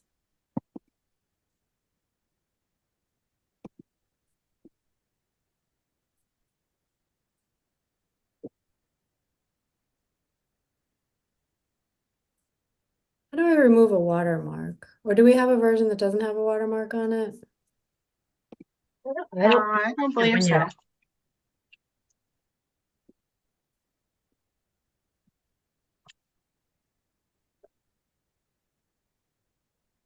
Hmm. The sign bylaw doesn't have the watermark on it. No, but I was just gonna share my screen, but I just have draft on the cover of my Mhm. as a watermark, so it's hard to see. Oh well, I'll just share it anyway. It doesn't matter. Okay. Also, it's in the dark mode. I don't know how to change that Hmm. either. You guys see my screen? It says draft. Yeah, Okay. All right. So we did the zoning map, rezoning industrial district off Southwest Connector. What is this one? The design review. So that one gives the design review committee the power to review signs in the downtown business district. And then it also changes the composition of the design review committee. So it loosens up the requirements. So instead of having 2 degreed architects, you only need 1. Oh, right. Yep. Okay. Okay, so for board members, going back to the beginning here, for the rezoning of the industrial district, as we just looked at, it seems like we just talked through it at length. Is there any board member that has had reservations about that or additional comments, or how do we feel about that as a board? It seems like the only thing left on that one is to kind of figure out what are those uses, whether they're permits, et cetera. Does that sound like that's all we're doing for that one? Yep. Yep. Okay. Let's see, then we have for the design review one, as Laurie just described, any issues with this one that we need to get through or comments from the board? no, What should we decide to do about the in town or out of town? So it has to be residents of the town for for the design architect. review. Oh, no, I'm sorry. Nope, it was just agreed. But did you have to live in the town? Oh, employed. So That's under good. number 1, I put who shall be residents or employed within the town of Northborough. So Okay. it's right in under E1. Okay, there, I see it. It's just behind the watermark. Okay, so any comments or any board member have any reservations about this one? You're not. Just give a shout if you're due and I don't see you.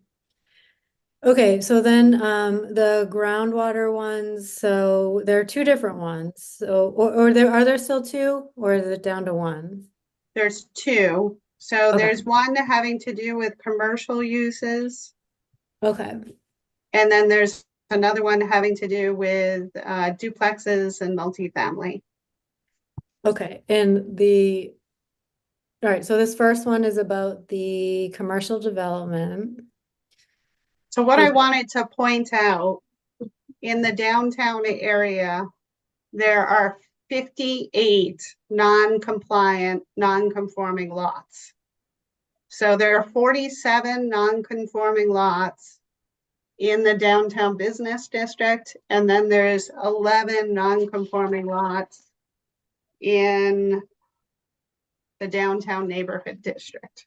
So those are lots that do not meet these super high minimum lot size requirements. So the vast majority of the lots in the district are non-conforming. And if you remember, lot the size? upsize, the mandatory upsize are typically because you're trying to accommodate a well and a septic system on the same parcel. In these districts, you're 100% sewer. So there's no no well, and there's no septic system. It's public water, public sewer. So I thought that last time we talked that there was the ability to hook up to the sewer, but Millie, I thought you brought up that there were a couple of businesses that you had in mind that you actually didn't think were actually hooked up to it. It was just available. Is that true? Is that what you Yeah, thought? there's some that are, it's 100% available. There's just a cost for a hookup that some businesses, and I don't know how many of them no longer have the hookup, have not done because of, I'm guessing partially because of the cost. So do we know how many businesses are not hooked up to sewer?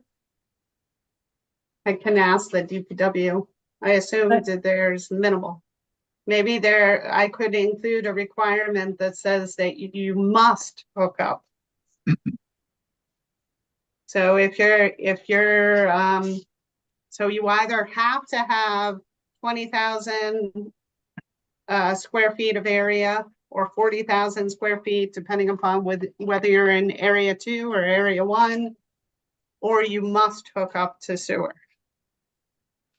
I mean, wouldn't it just make sense that you say that you have to anyways, because at some point then they're still non-conforming. That might be a DPW requirement, Yeah, that if you have, if you're gonna develop a property and there's sewer on the street, you have to tie in the sewer. But I think that's a DPW requirement, not a zoning issue. Oh, so we can't So- actually mandate that. if you're going to develop one, I think that's correct. But if you are going on something that's already pre-existing. So if I were This to really buy, becomes a problem when you're trying to change the use or you're trying to expand. Mhm, So, you know, if you're a 2-family and you're trying to go to a 3-family, if you're a commercial use and you're trying to go to a residential use, or vice versa, you're a residential use, you're trying to go to commercial. This is when this 20,000 square feet becomes a big problem. mhm. And you need to get a dimensional variance from the ZBA. And those are hard to get because, as you know, you have to prove a hardship. They're not hard to get as far as I've ever seen. And I wouldn't want to get rid of this if they're not hooked up to sewer. Like, I feel like I'd want to keep the bylaw, but write into it that lots without sewer, you know, can be smaller than 20,000 square feet. Not throw it away I'm fine with altogether. that. Yeah, I would I'm be just fine with curious, that I as think well. It would be good to find out how many parcels are not hooked up.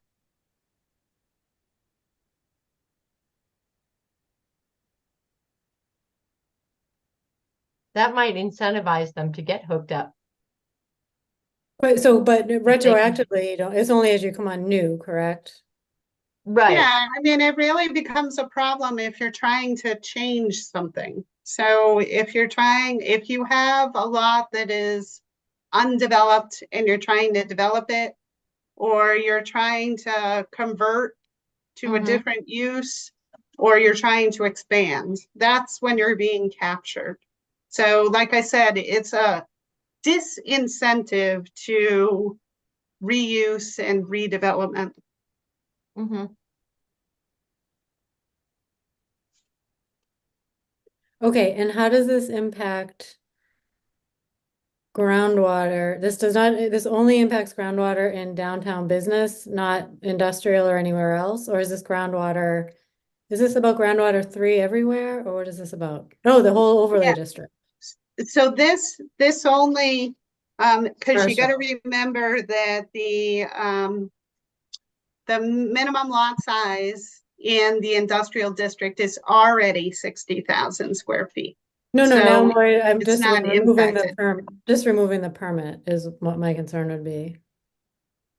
It's only the commercial uses, not industrial uses. Correct. And it's only the commercial uses that don't deal with toxic or hazardous waste. So if you have a commercial use, like for example, a gas station or a repair station, then you are still captured by the bylaw. So this is only the uses like hair salons and massage parlors that really have no risk to groundwater, but they're being captured. So now, they're required to provide a chemical list for everything that's in their shampoo and, in their creams that they're using to massage people with. So, and it's such small quantities that it really isn't a risk.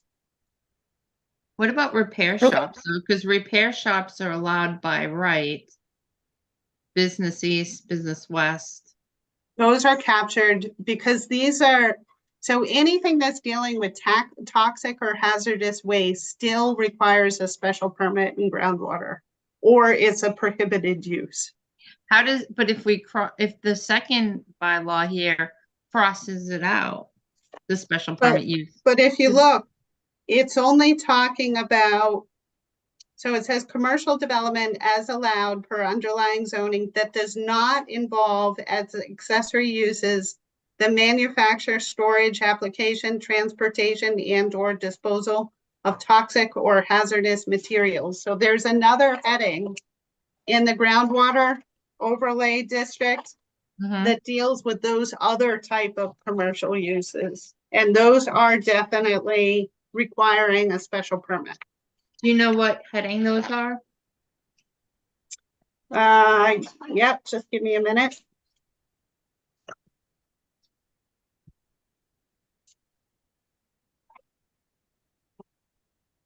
So if you look on page 767 in area 3, it's number 5, commercial or industrial activities which involve as accessory uses the manufacture, storage, application, transportation, and or disposal of toxic or hazardous materials. So that's a special permit use. I'm not proposing to change that. In area 2, so on page 766, it's number 6. So it's top of the page. Okay, but we're not changing anything with area 2 anyways, right? Just area 3. We're not changing that. Okay, so any comments or concerns with this one? Well, the only one would be for the first one.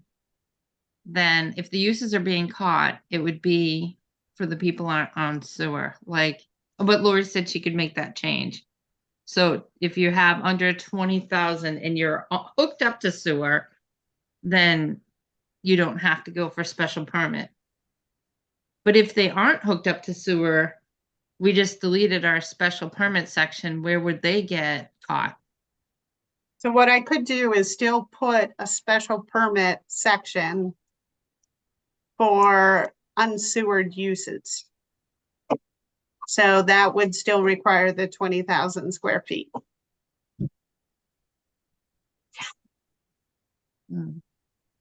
Okay, so you would just bring that next time. So Like maybe it's leaving the same one that we have for special permit, but just changing the wording. Because we already had one that we crossed out, or that you crossed out. Yeah, just add in that for unsewered uses. So section 3C3. So also it's important to note that all of the business uses except downtown business, all of them have minimum lot sizes of 20,000 square feet at least. The business south and the highway business have 40,000 square feet. Industry is 60,000 square feet. So that 20,000 square foot requirement doesn't really affect them. It only affects downtown business and downtown neighborhood. There are a few commercial uses allowed in downtown neighborhoods. what if they had a non-conforming lot and said they only had 10,000 square feet, but they were non-conforming? Well, that's the problem. Mm-hmm. They're trying to change their use or expand, then they need to get a variance. I'm just Because talking they about don't business meet the use and 20,000 square feet, but they're on sewer. So why are we requiring them to have 20,000 square feet when they don't need a septic system? right. I'm talking about business east and business west though, because it's all businesses. And I know business east, you have to have 20,000 square feet. But say there's a non-conforming lot that only has 10,000 square feet. So they would also get shot to your new special permit bylaw. Anyone under 20,000 not on sewer, whether they were downtown, business east, business west. Sure. Yeah, Okay. I'll have to think about the wording. Yeah. Okay. So it sounds like what we're looking for is if they're not currently hooked up. Now, how do we feel about if they propose to hook themselves up? Is it something like they need to be currently hooked up? I think so, because anyone can say, oh, sure, I'll do that and not do it. Well, then it'd be a requirement of the permit, the building permit that they hook up. If Yeah. it says in the bylaw that they have to do X, Y, and Z, then they would have to hook up. And, So then and, they and get no building permit. But I And- haven't written the language yet, so once again, I'll work with Bob to get that right. if I may, when it comes to issuing the building permit, it's both in the zoning bylaws and it's also in the state building code. I cannot issue a permit unless I have proof and verification that they're going to either comply with Title V or they're going to hook up to municipal sewer. Mm-hmm. And they need to do that and make that decision and commit to it right away. Okay. Otherwise, they can't get a building permit. In this case, we wouldn't even want Title V because if they're under 20,000 square feet, then they have to be on sewer. I mean, you'd have to see that in their design or site engineering, right? Whether they're hooked up to sewer or whether they have a septic. That's going to be coming in at the very, very beginning of the project. Yeah, Most likely, it's going to come under some sort of site plan review or site plan Yeah. approval before it even gets to a building permit application. yeah. Yeah, we've seen in the past, though, it's probably unusual, like I think Lyman Street had this, where they didn't know which way it was gonna go, if there'd be the option to hook up to sewer based on the Bartlett Street warehouse, or if they had to come up with something different. So I think I don't know, I'm sure they had to pick a path, to your point.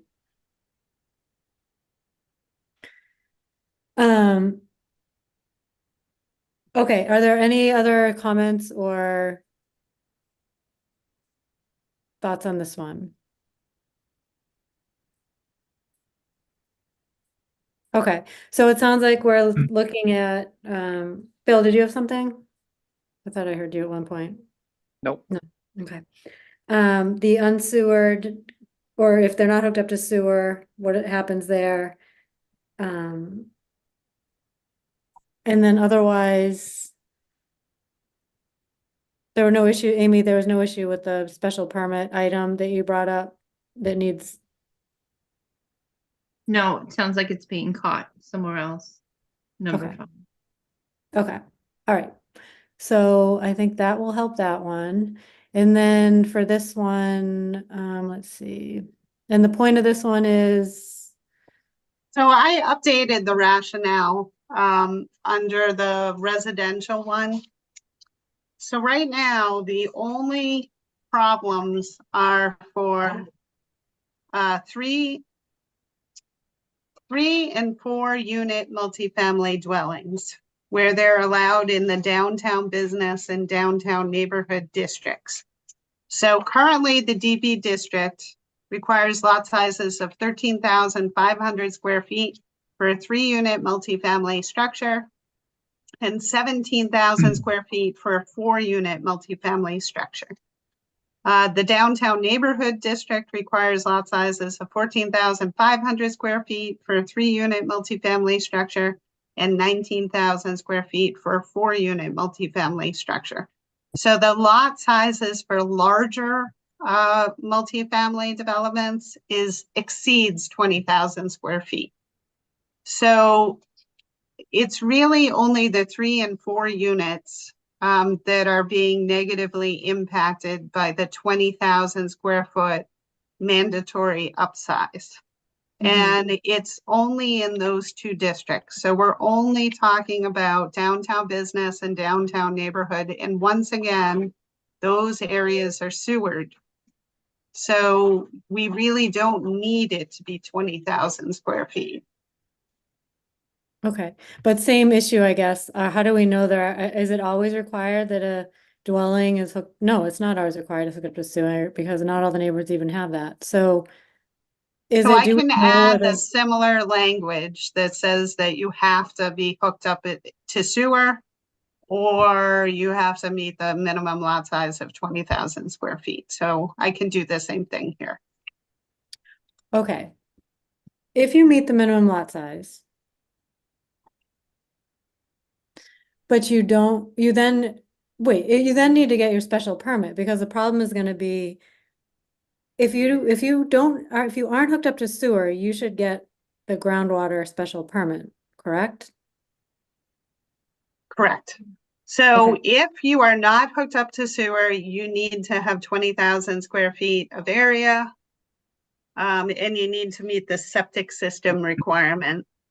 But you So also that would need be to- a special permit. If you are hooked up to sewer, then you just have to meet the impervious requirements. And it would be a by right use.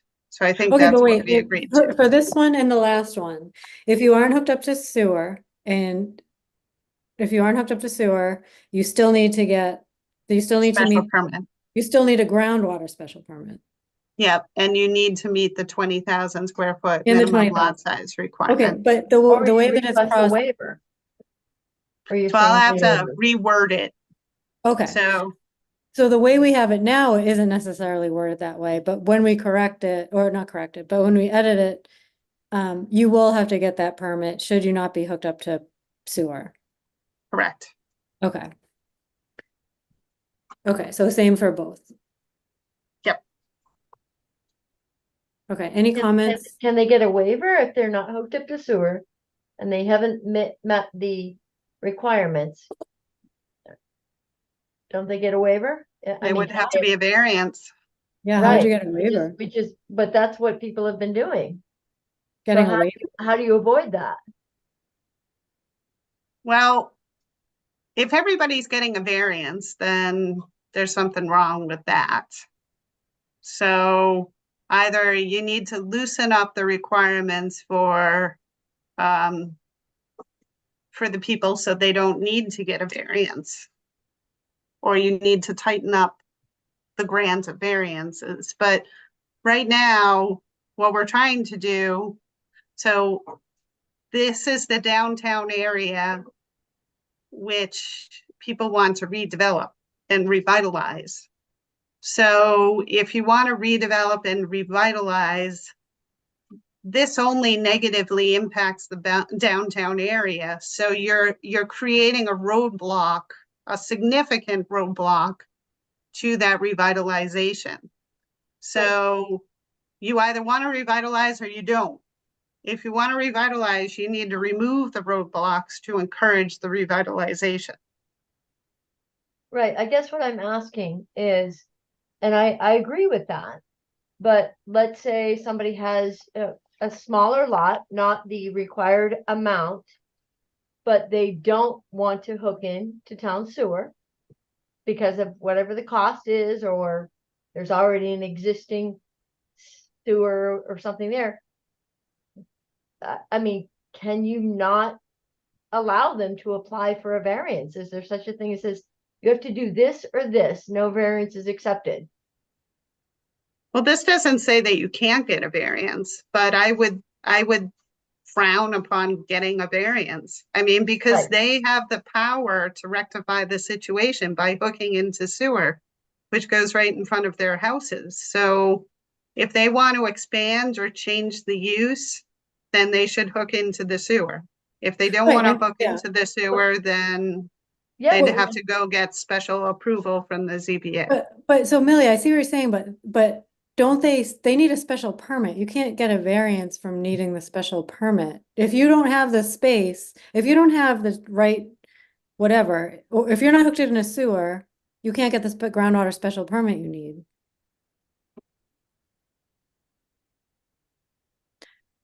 So we're saying we're not eliminating the groundwater special permit totally. We're only eliminating it in the case where you're hooked up to sewer. Right? where you can. Correct.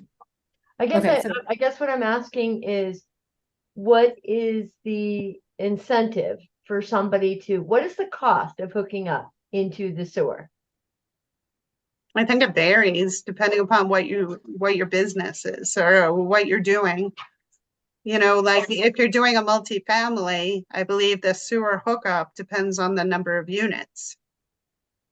Okay.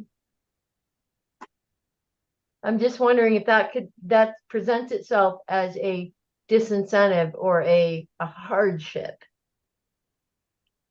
which is sometimes what people present when they're looking for a variance. It can't be a hardship. Like, it's supposed to be a hardship if you were the only one that was affected by this. But if everybody else could hook up, then you're not the only one affected by it. Like, financial reasons aren't supposed to be a hardship. I know. Yeah. And I don't want to, I do want the downtown to be redeveloped, but not at the point of hurting our groundwater, which is why if they don't hook up, they shouldn't get the variance. Like, I agree. But wait, if they don't hook up, they don't get the special permit. So you can't get a variance from a special permit, right? You can't like say, I don't want to get the special permit, I'm gonna apply for a variance. It's not at that point, it's not about the square feet. So there's no dimensional variance that'll help you. If you're not hooked up to sewer, you Okay. trigger the groundwater special permit. So right now, the way it's worded is that it says that you need to have a minimum lot size of 20,000 square feet in order to do these particular uses. Mhm. So you can't do a multifamily use if you have less than 20,000 square feet. You need a variance. So it's more than, so what it's saying is that if you want to do a multifamily and you have 20,000 square feet, it's a special permit and you have to meet these requirements. So if you don't have 20,000 square feet, then it's a variance and a special permit. So you want to Right. do a multifamily, you need to get a variance for dimension because you don't have 20,000 square feet. And then you also need a special permit. Right. So what I was initially proposing is that you're just eliminating the 20,000 square foot requirement because we're going to make the assumption that everybody's on sewer because the sewer is existing in the street anyway, so they can easily hook up. They just have to pay the fee. Yeah. So, Okay. so then you don't have to get a variance if you don't have 20,000 square feet. And you also don't need to get a special permit for doing Okay. the use. All right, I get it. But if you're not hooked up to sewer and it's not in your plan to do so, Right. are you not eligible or it kicks off special permit? I have to write it. I mean, Yeah. how would you want me to do it? So if you don't have 20,000 square feet and you're on septic, how do you want me to do it? Do you want me to make it a variance situation or a special permit situation? Well, it'd have to be a special permit in that case, because Yeah. it's not about the 20,000 square feet, it's about the septic system. Yeah. Okay, so you want it to be a special permit, is that what you said? Well, I guess, I don't know, I'm asking, so for the board, I guess are the options, either you're not eligible until you're on sewer, period, special permit or not, or you need to get the groundwater special permit as an alternate path. Do we want to give them an alternate path with a special permit, or do we want to say, like, what if they have 19,000 square feet, but they're not hooked up to they're on septic? Would we want to And give they're them doing a special? hair salon, which once again, I mean, I don't really see the danger in shampoo, going down the drain. No, but I Um, feel like that's gonna be hard to split, like, do we want it, so if the reason you don't need a groundwater permit, in my mind, is because you're hooked up to sewer, and you had made the case that they're not related, like, there's no way those two are gonna get intermingled. Where I get Right. nervous is where they're not hooked up to sewer, and then there is a septic system, and there is the impossible intermingling, regardless if they're a hair salon or whatever they are, I would just like to find out how many properties we're actually talking about. that are not hooked up. Yeah. okay, I will research that. Yeah, I agree with Millie. I mean, if we're talking about one or two properties, that's one thing. If we're talking about 30, that's a whole different story.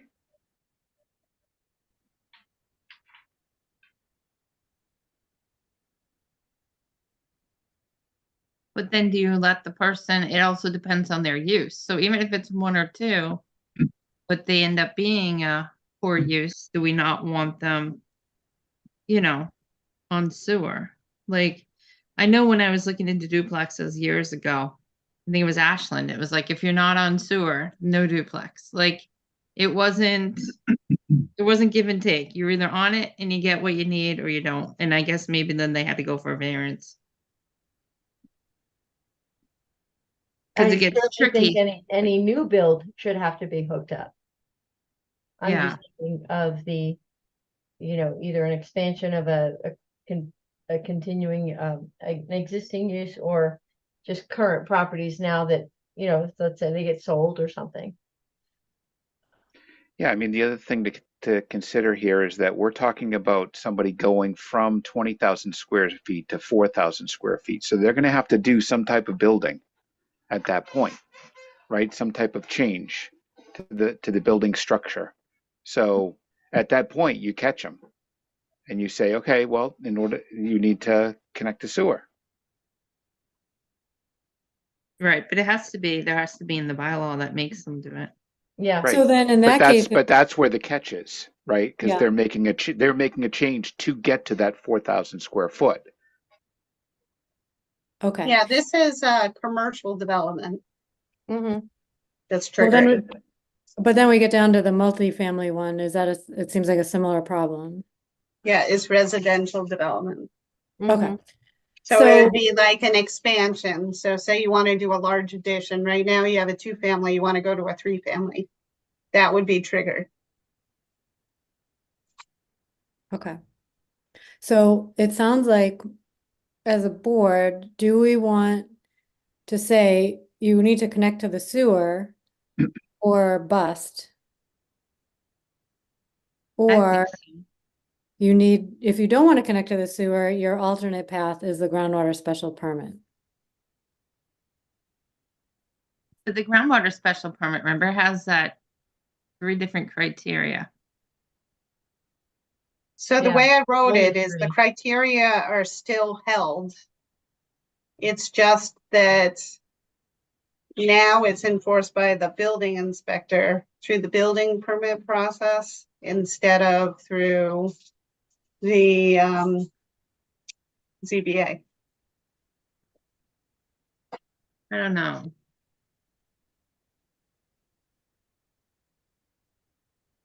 And actually it says such determination to be made by the building department in conjunction with other relevant town staff. So that would be like the assistant DPW director who took over for the town engineer. Mm-hmm. Would that think I also have to- include the health department?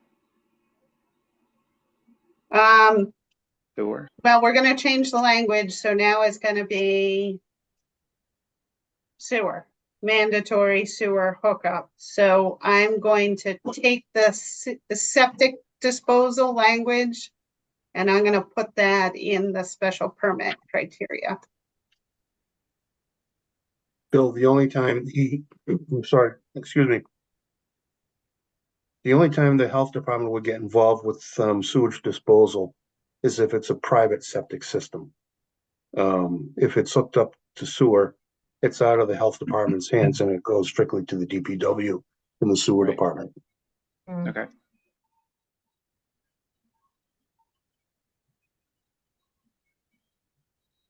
Okay.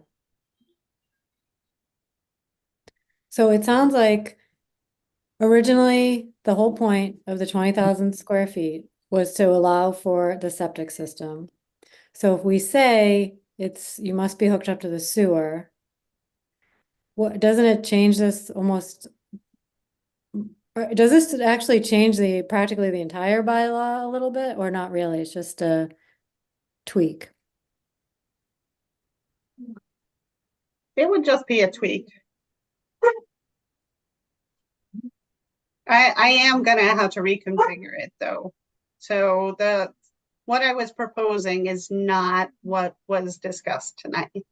So I'm gonna have to change the verbiage to gel with what we're discussing now. Okay.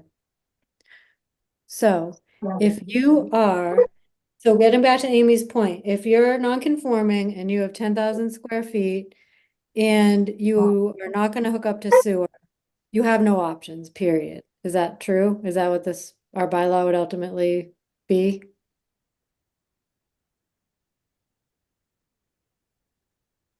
Are you asking me or the Yeah, board? no, you, sorry, Laurie, you actually, sorry, you, the way that you'd write it. I'm sorry, I got a dog barking in the background. Can you just repeat that? Sure. So to Amy's point, if you are non-conforming and you had 10,000 square feet and you said, I'm not going to hook up to sewer, you have no option then? There's nothing, you don't get a permit otherwise. You couldn't even get a variance really because it's not about your dimension, it's about the sewer.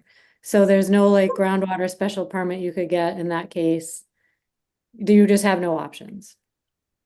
So the circumstance with 78 West Main is they needed a special permit because they were going from a commercial use to a multifamily use. So they needed a multifamily special permit for the underlying district. They needed a groundwater special permit for the multifamily use. And then they needed a dimensional variance because they didn't meet the 20,000 square foot requirement. So if they Okay. didn't get the dimensional variance, then they would have not been able to go forward. But in this case, it's not about the dimensions. They don't want to hook up to sewer. If they hook up to sewer by this bylaw, they could do it. If they were at 10,000 square feet and wanted to hook up and said, we're going to hook up to sewer, you have no problem. You're going to be a by right use. If you are non-conforming, you have 10,000 square feet and you say, I'm not going to hook up to sewer, you have no option. There's no special permit, there's nothing. You either hook up to sewer or that's the end. Well, that's kind of what I'm asking you folks, what you want to do. So right now, you would be able to get a groundwater special permit for the use, With but the you would variance. also need a Yeah. use variance. Well, a So, dimensional. so right now with the change of the language, I could keep that steady. So I could maintain it. If you have insufficient lot area, I could make you get a special permit as well as a use variance. I mean, a dimensional variance, or I could just require them to get a special permit. Okay, board members, what are your thoughts on what happens if you're in that situation, you have 10,000 square feet and you don't want to hook up to sewer? Can you go for a special permit or is that the end of your road or what? I think it's the end of the road because I don't think the special permit criteria lines up with what we're trying to do. Right. I agree. Like meets the purpose and intent of this bylaw. Well, no, because you're not hooking up to sewer. Will not impair ambient groundwater quality. Well, we don't know because now you're not hooked up to sewer if your Right. septic fails on the small Okay. lot. Okay. So I don't know. Did 78 West Main hook up to sewer? Yes, they were on sewer, sewer already. Okay, so it seems like if sewer is down there, Okay. then this really shouldn't be a hardship. Because we're getting rid of this lot size, which was to protect the groundwater. We Right. want I to agree. keep on protecting the groundwater, so you have to hook up to sewer. And I Okay. think that that's the right path. Yeah, Okay. agreed. All right, so I think, Lori, does that help then? It sounds like the board just wants to preserve that protection, and that sounds to be like by way of connecting to sewer, it does what the board intends to accomplish there. Got it. Okay. And otherwise, it sounds like by size, you still have to meet the underlying dimensional, all the other underlying dimensional requirements. Okay, Correct. Of the Got it. underlying district. correct. Okay, I'm with you. Okay, so then for the next one, even though you crossed off two family in the subsection there, it actually wasn't impacted at all by this bylaw? Is that what you're saying in the rationale? So it was impacted. So anybody who wanted to get a two-family had to get a special permit. However, there are no zoning districts where you don't already need at least 20,000 square feet. So two families were not negatively impacted by the 20,000 square foot requirement because it was already a given. Okay. So a two-family still needs a use special permit, just not groundwater. Correct. Okay. Any comments on this one? So I guess does this have the same thing with the sewer? Is that our, Yeah, so I'll be changing the wording to clarify. So it really, the only problem that's it has to do with the 3 and the 4 families in those 2 districts. okay. And so again, that's just tying it to the underlying district square foot. Okay. Any questions or comments on this one? If we're kind of tracking the same as the one before it? Nope. Okay. So the site design standards, this is what we just looked at with Amy. Any comments with this one? Issues? Okay. Off-street parking and loading. This is the one that had a minor change suggested by Dario. Is that the one that had that's where we did the nearest point? Mm-hmm.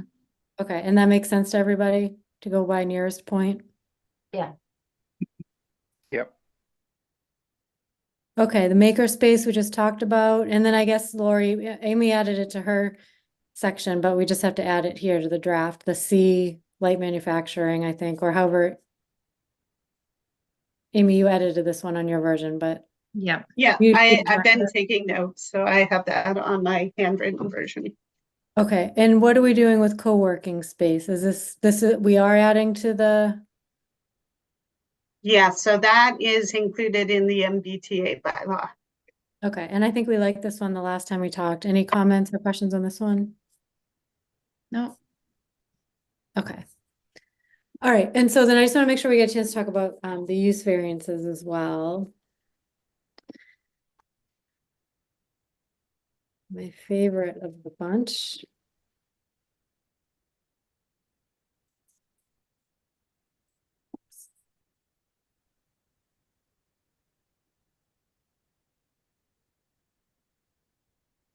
Okay. I'm going to share my screen again.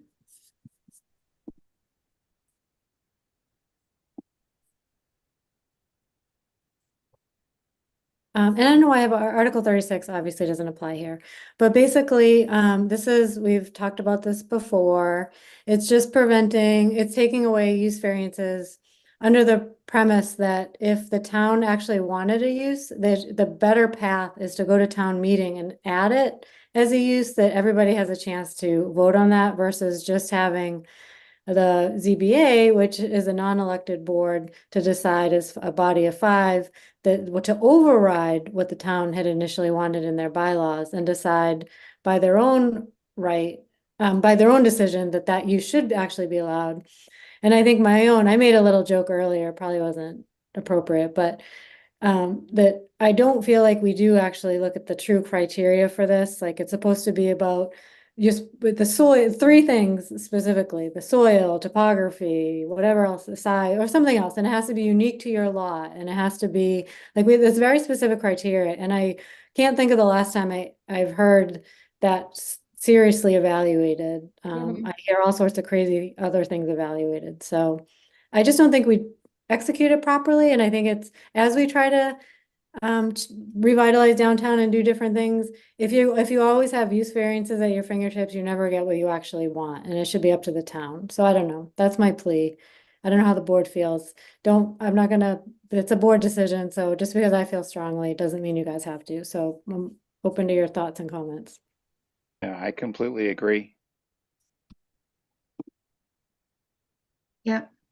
Yeah, as do I. Millie, what do you think?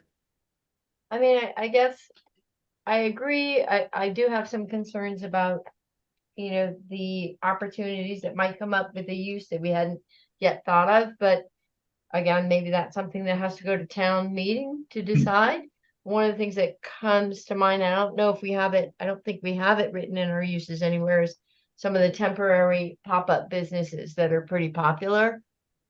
We don't really have a criteria for those. But in a use variance though, you couldn't is it all about a use that already exists, but it is a no? And you want to say you want to have it in that district, or you can't just make up a brand new use and get a variance on something not even in the bylaws at all, can you, Laurie? Yeah, I mean, so right now we have brewery in the bylaw. But if we didn't have brewery in the bylaw, then there's no mechanism to allow breweries except by waiting a year for town meeting and But then could you adding them. actually go to the ZBA and say, you don't have breweries anywhere, you have no guidelines or bylaws around breweries in your whole book, but I'd like to get a variance to do breweries.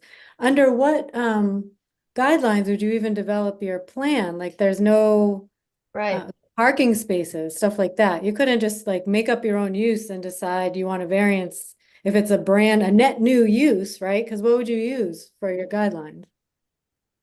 So you could use the parking requirements from other communities. So it would be a discussion.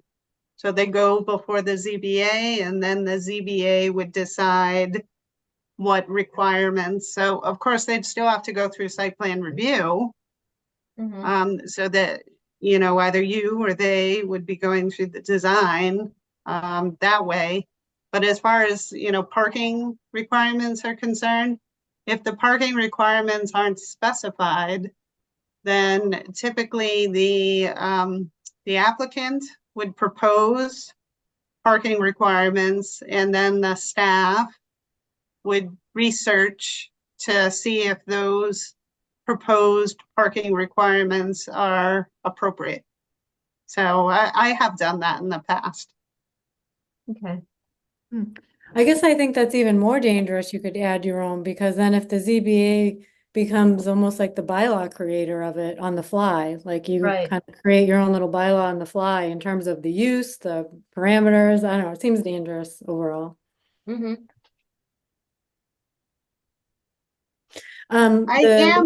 I am just curious, how many times has this specific bylaw been turned down by town meeting? 3? It's 2 or 3. 3? And if it was 3, one was like a super long time ago. Yeah, there was one ages ago. I think. How many times it was you, Carrie, who proposed it? So we'll see how many times did you This is have to my- stand on the firing block? This is my last shot. I don't know if the ZBA will like this one. And it's fine if the I mean, people in town don't oh. want it. Oh, go ahead. Overall, I like it, I have to say. Overall, I agree. I'm just putting out the options there, the thoughts that there might be, like if I know one of the popular uses or developments now are those pop-ups, and how would they get managed?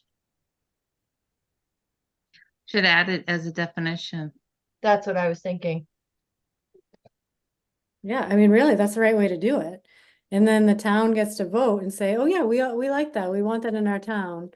And then it's not just, I don't know. It all started and it was Judy Barrett. We went to a class. I think you were there, Carrie, or I was there.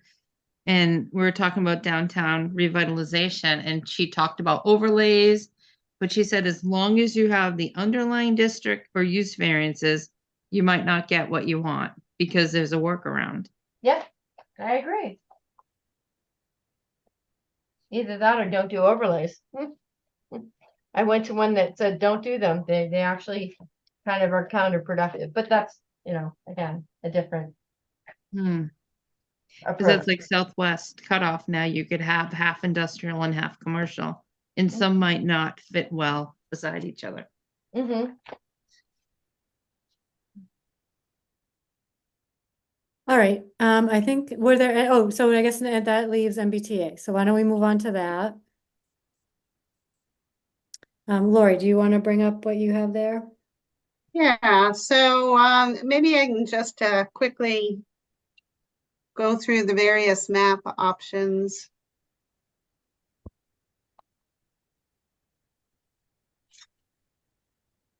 I had these all open on my computer so I could quickly go through them, and now I'm only seeing this one. So this is option number 4. And let's see if I can move this up a little.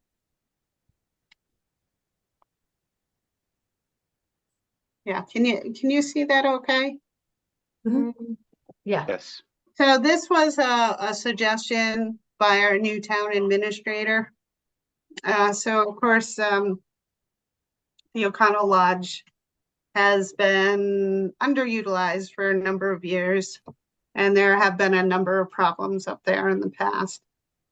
So his suggestion, apparently the town of Shrewsbury has been talking about maybe including the Christmas Tree Shops Plaza within their MBTA district.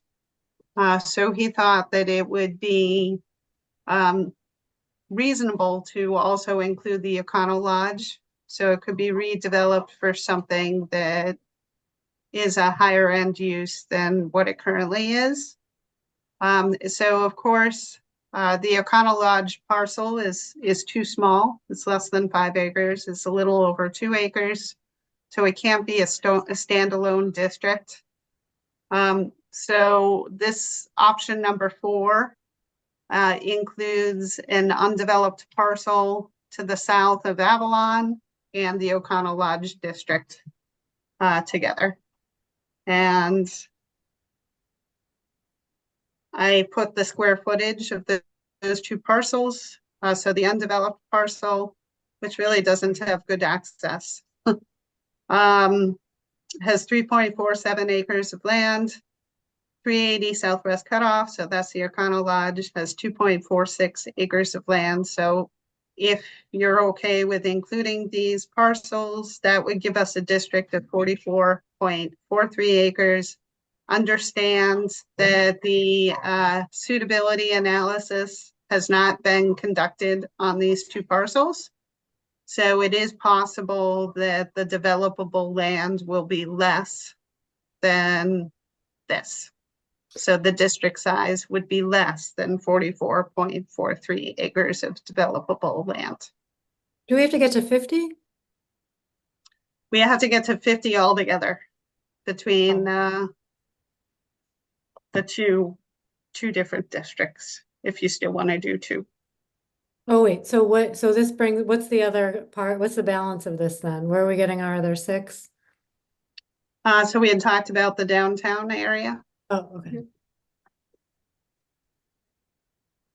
Do you folks have any comments about Would they have this to run option? sewer to the Econo Lodge?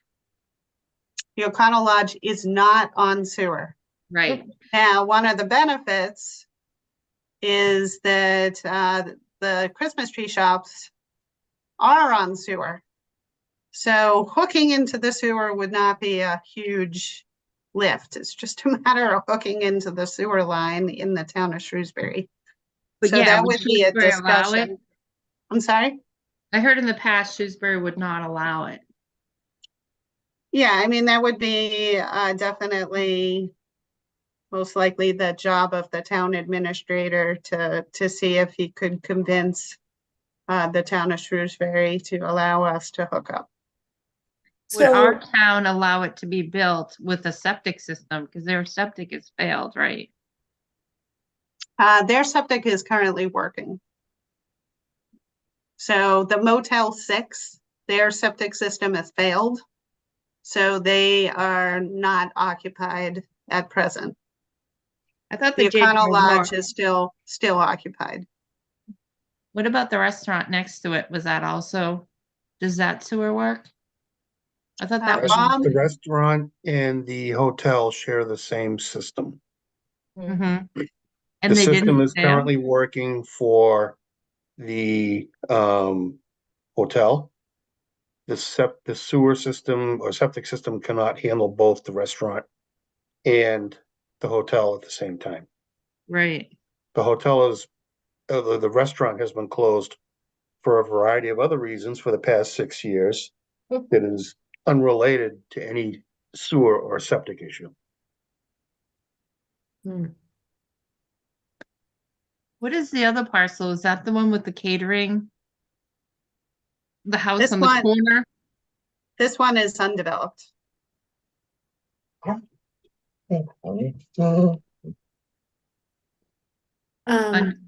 Is it where the access ramp is? I'm just Yeah, trying to picture it. pretty much this is, so they have a little river down here Mhm. and this is the on-ramp for Route 9. So would So that I'm not exactly sure whether they've tried to get curb cut permit in the past from Mass DOT and been denied. I don't know. but it couldn't be one long multifamily because it would have to cross Route 9. These parcels are owned separately. Yeah. And based on the way the current bylaw is written, could the Econo Lodge just keep their structure as is and convert to multifamily? Or would they have to tear it down and rebuild? So they could do a conversion. I mean, they could, they might be interested in combining some of the units so that they have more than just studios. So then they would have a fewer number of units overall. But they would take down walls and combine. It could be different configurations. So I guess my fear is that if they were gonna not tear that whole thing down and start over, I'd be more inclined than like. I just think we have so many problems over there with that building and everything else over there. My fear is that it just stays as it is and just doesn't do anything really to benefit us. It's just, I don't know. Like when I think of this bylaw, I think of if we are gonna build something, the opportunity to create these modern, new, like, little developments that we've seen presented versus like just convert a motel to apartments seems less desirable. I don't know. How does the board feel? That's just my fear. I agree, without a plan, you don't know what they're gonna do. Well, like I said, it's gonna be really difficult, to get development agreements from everybody. I mean, these are people who aren't necessarily interested in doing a development right now. So they would either sell their land to a developer or, maybe they change their minds at some point in the future. But we still have a deadline. We still have a deadline of December 31st of this year to get this bylaw in place. So I don't think it's reasonable to expect all the property owners to give us development agreements. No, I just think in this case, that's a risk factor for me. So, on top of not really having a agreement, I also wonder, I'm highly skeptical of what would become there. I don't know. Millie, Bill, Anthony, thoughts on that one? The question is which risk are we looking at, right? The risk of leaving it there, I think, is just as risky, if not more so, because we already know that there have been problems there, Yeah. Mhm. right? So we know that's a known. So, do we take the chance of, some developer coming in and offering them some money to sell the land and then redeveloping something there? If we don't do anything with it, we know where it's going to stay and we know what it's going to do. Right. Yeah. So, do we take the risk now to make the change and give somebody an option? Yeah, I think if anything happens, the properties were gonna be improved than what's there today. Okay. Millie, you feel that way, Amy? Well, I don't know, didn't you just say, Carrie, if it's the same person, he could just finagle more rooms there, so he hits his, how many he would get, 36.9. He'd get 40 units there. I don't know, how many units are there right now? I don't know. Well, he'd have to take stuff down in order to make, right now, if you think of a hotel room, there's no kitchen, right? So he's got to take down rooms. So he'd be losing rooms, not gaining any, unless he builds up. And if he builds up, Right. then then he comes in front of site, or design review. Lori, for these developments, you can't do like those community type properties where you only have one kitchen and you have like just rooms attached to the kitchen. Everyone has to have their separate bathroom and kitchen and things like that. Is that true for these developments? Well, I mean, if you're doing like a rooming house, I suppose you could share, but that's not the way the hotel is currently set up. So That's I true. believe every room has its own bathroom, Oh, okay. Well, bathroom, but but they don't have kitchens.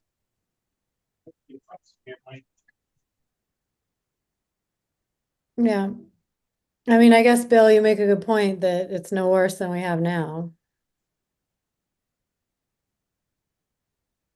And I guess it would come in front of design review and in front of, it would be part of the bylaw where they have to meet the criteria in the multifamily bylaw. Okay, so, and wait, why did the town administrator want us to look at this? Was it he wanted to make a play to clean that up, or he just did Yes. some- Okay, Yep. Yeah, that's long and short of it. It's definitely recognized that there are a lot of legal problems over there, Mhm. nuisance complaints and the like. So that was his suggestion, to clean up the property. Okay, and then what are the the other 6 acres for this one, what were the 6 acres proposed for downtown again? All right.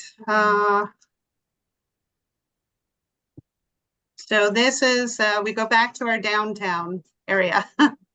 And we have talked about all different sorts of configurations here. So the parcels are all listed here. So if you remember, this parcel is 13.35 acres. Then we had a little presentation from the property owner.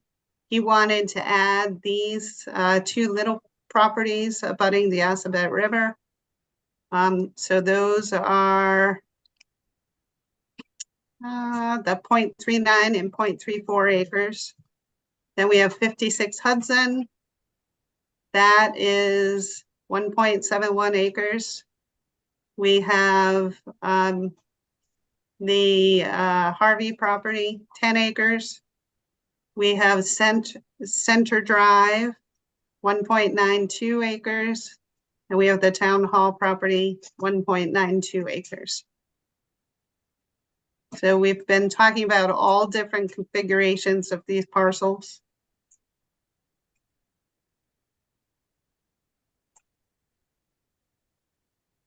So I'm looking for guidance from you. Okay, board thoughts on this? So we just need to come up with what, say 8 acres just to be safe, or 10? Yeah, I mean, to be safe, because remember, there is some excluded land. So out of the ones that were analyzed, so these are the starred parcels. There was 2.84 acres of excluded land.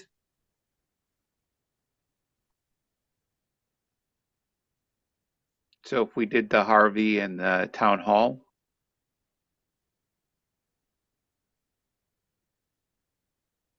I would do 3 acres of Harvey, the Town Hall, Center Drive.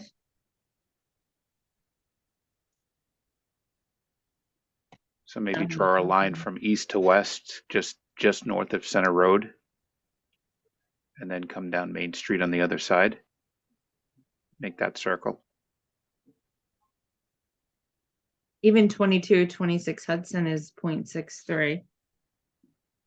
And that's already has 8 houses on it, I think, 8 or 10.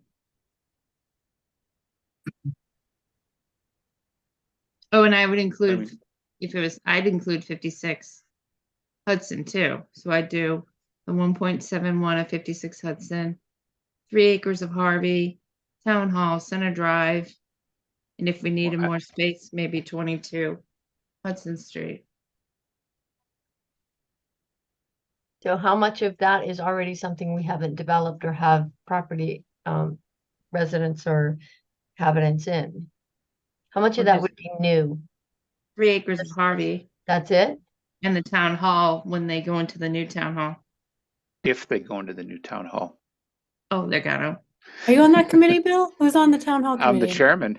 I'm the Oh. chairman of that committee. If. I don't see any other Um, option. Oh, there are other options. But All right. But there's an opportunity but I mean, there the point anyway. is, right, there's an opportunity there, but I don't want to lock us in either, right? You know, the point of this is to give us land to build on. Right. So including Center Drive doesn't give us anything to build on, I agree. right? Even the Town Hall isn't a guaranteed somewhere to build on. Even Harvey isn't a guaranteed to build on, to be honest, right? If we're looking for land to build on, maybe we need to start the circle, the north end up at that, the southern part of that 13 acres up on the top. Mm-hmm. Oh, so where can we build? Is it really just across the street at the Hudson property? That's the only place we have that we actually could build on at this point? Yeah, that's yeah. the only open spot. Everything there's else 3 has acres of housing or Harvey. has buildings. Well, but that's still Harvey, right? That's still up to Harvey to do something with. Again, if we want to build something and we want people in our downtown, we've got to have an open spot. Right. As a But board my member, I concern- wouldn't do Harvey and Hudson. No, I wouldn't do Harvey at all if we can help it. But my biggest issue is we can't do all 13 acres of that big Mm-hmm. star that she's hovering over, because that's too many units coming out onto that road. Well, didn't we determine, or they determined that they've only got 3 acres that they're gonna develop because everything else is too hilly? Right, and so I would want to limit the overlay to that 3 acres or maybe 4 acres, right? Don't include the rest of it, because if somebody comes in with some money and says, "Oh, we want to do the whole thing now," Because we could put 50 houses in an acre. Yeah, and we that have makes it no say. worthwhile. So But that's why I I'm do trying to like that limit it. piece that you're talking about, Bill. I like that because it has the ability to actually build, and I think we need to have a place for that to have more of a vibrant opportunities in downtown. So so regardless of, either we need to pick Harvey or Hudson in this case, and then we still do that scoop around with Center Drive, 56 Hudson and Town Hall. Is that what we still would do over there? Well, Thing are is, you, you need 5 acres. So if you do 3 Right. acres of Hudson, now what are you connecting to? All right. We'd Right. have So to you decide. come across the street because they wanted to build all the way down to Assabet, right? That's still connecting. Mm-hmm. So you do 3 plus what are the other 2? 1.71. So you do the 4 from the northern section, you do the 3 from the southern.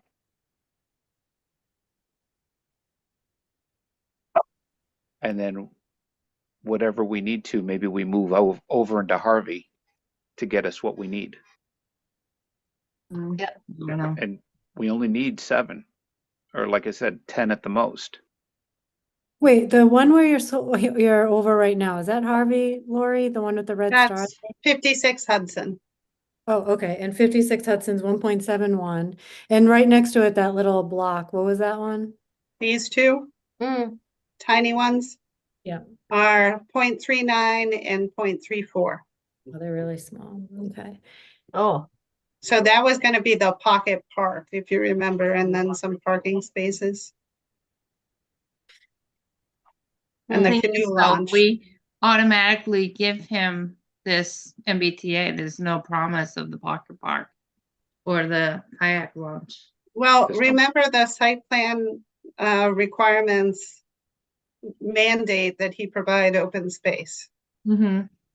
So that can all be negotiated. He So can't, why, oh, go ahead. he can't really do anything because of the Assabet River. So there's a 200-foot Rivers Protection Act buffer, which in the first 100 feet is a no touch buffer. And then the second 100 feet is you can touch, but with mitigation. So these parcels are largely undevelopable. Except for the park? Yeah. Oh, that's What if why are we picking 3 for Hudson? Can we just do 4? Is there a reason we picked, he said he could only develop 3? Like, if we just bump that up to 4, add the 2 little squares across the street, 56 Hudson plus that little 0.39 and 0.34, and then add the Center Drive isn't enough with Town Hall. It's not enough it's only 1.92 plus 1.92, so it doesn't equal the 5. Is that what we're saying? Is that what our problem is? Yes. You could get really close with Town Hall, Center Drive, and then there's a parcel 2226 Hudson Street next door is 0.63. So that gets you to 4.47. And then there's a little house next door. Right. that But all that has- is not developable. That doesn't give us any people in downtown. No, but I'm just saying to make up the balance, if we only did, if we did the Hudson Street one and we did whatever, the Hudson Street plus the 2 across the street, without having to cut into Harvey, you could, since Harvey's not developable either, according to our logic, then if we just pick Center Drive and Town Hall, at least Town Hall could be something. There is an option of who knows what it'll be if we even leave Town Hall, but that's at least an option to do something there. A possibility, right? Right. And then it stinks if we don't add it in and we leave Town Hall. And then we're not going to let them develop it. I mean, the land's still developable, right? Whether it's part of MBTA or not. I mean, Right. we're only zoning. We're not developing. So somebody could still come in with the site plan and develop that land. There's Right, nothing but we're stopping trying to them. give incentives, like, I don't know, if you do 4 acres of the Hudson Street, that's 60 units. And then, I don't know, I've just heard from a lot of people with the schools there. I don't know what school it's going into, but I know, we should hear from them. Well, I was just trying to avoid Hudson and Harvey. In my mind, and I don't know why I think this, but I feel like they're both the biggest of the bunch, and I'd rather just pick one or the other versus both of those, because that seemed like I do like the fact if Harvey were to spill out on the other side, so I like the option how we had two ways to get out of there. But Mhm. if we are truly trying to do somewhere developable, then Harvey would be well, forgetting about what's developable, Harvey would probably be my first choice. But if the board wants to do something developable, I would just want us to pick either Harvey or Hudson across the street, but not both. I don't know how people feel about that. I We mean, have Harvey in the downtown revitalization, so it's like, now we're gonna pick Hudson Street and say, well, we're gonna throw away Harvey. Like, I would love Harvey to be developed over Hudson, because then you also get rid of the dumpsters. yeah, I don't, I feel Hudson Street is the better one because we don't have to wait for something to happen necessarily, whereas it's not contingent upon another, you don't have to take buildings down. It's space. There's that, I believe is there a parking lot there? Is there a Yeah, building? what's that gray box at the top? It's a parking lot. Yeah, it's a parking lot for the employees who work at 56 Hudson. Yeah. But my preference is the Hudson Street. It's more seemingly readily available or optionable. But I guess my question is, why don't we just consider taking 5 acres out of that? And I know that the number of units is a concern, but it's no different than the number of units that would be put somewhere else across the street. You still have the same number of cars going in and out, whether it's across the street or whether there's, 15 coming from across the street and 60 coming from that area. It's the same number of units of cars if that's the concern going on to Hudson Street. Yeah, but I think the Harvey parcel, it goes all the way to 20, right? Right, So you no. have two exits and entrances. Oh, I agree on that, but for me, I feel like the large Hudson properties should be, in my mind, a main piece. But, the way it's divvied up is there's little pieces across. The 2 pieces across to get to like 5 acres doesn't seem like it's as worthwhile. I don't see why it just doesn't all come from that one piece. I'm sticking with Harvey. What's the deal with Harvey? Did we ever hear from them? I know we're trying to get in touch with the owners or anything like that. Was there anything there at all, or? Yeah, so the Harvey company was bought out by a multinational corporation. So they apparently are the 3rd largest private hauler in the United States. And they also serve 6 provinces in Canada. So the town administrator spoke to them and was told that they're not interested in moving unless the town can find them an industrially zoned property that will suit their needs elsewhere in Northborough.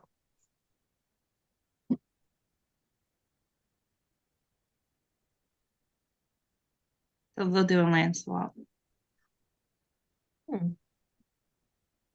Is that even a possibility? I think anything is. I just think it's in the downtown revitalization plan. And they didn't say no. They're willing to do a land swap. I know there's a developer interested in looking at it. Like, I definitely would not want to develop both Harvey and Hudson. So Right. since Harvey's in the downtown revitalization plan, my acreage would stick with Harvey. And it also connects to the other properties. And plus, I think we have tons of housing downtown. If you look at Summer Street, School Street apartments, you can count hundreds of houses down there. Yeah, I don't think it's enough to make it a vibrant downtown. I think that's one of the things that's a bit lacking. I think what's lacking is there's like very few places to go. Like, I think there are some places that are always busy because they're popular, but I think the rest of it is Cumberland Farms, mobile, gas stations, convenience stores. Like, even if we put in 60 houses there, But where they are they don't, going to go? They're going to walk to They- CVS. they don't, yeah, right. That's the thing is, for me, it's there's nowhere, there's nothing to walk to, nowhere to walk from. What about, is there any hope of a land swap with the Whitney Street? Or would that be a disaster? Well, right now well, it depends on how the town purchases it. If the town purchases it with CPA funds, then it has to be permanently protected open space. It depending upon which pots of money. If there's an affordable housing pot of money put towards the purchase, then it could be permanently protected open space and affordable housing. The only way it could be swapped, like the dumpsters to Whitney Street, is if the town bought it through appropriation. So not with CPA funds. But the town hasn't done a look through too to see what other lands they own. Because there are a bunch of town-owned properties, you know. But I haven't gone through the GIS map, but And they may even be willing to, my argument is that this property is worth way more as a mixed use property than it is for dumpster storage. So, industrially zoned property, if we could turn them on to a parcel that meets their needs, is the proper size, that's privately owned, then maybe they'd be willing to buy it themselves and then sell this to a developer and make money off of the sale because it's more valuable for mixed use. Mm-hmm.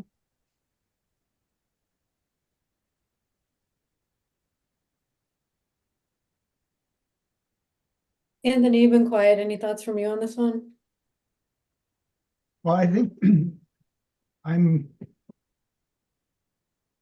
kind of leaning towards Harvey, Center Street, Town Hall. But at the same time, even with Harvey, I don't know if I'd want to allocate the whole parcel for it.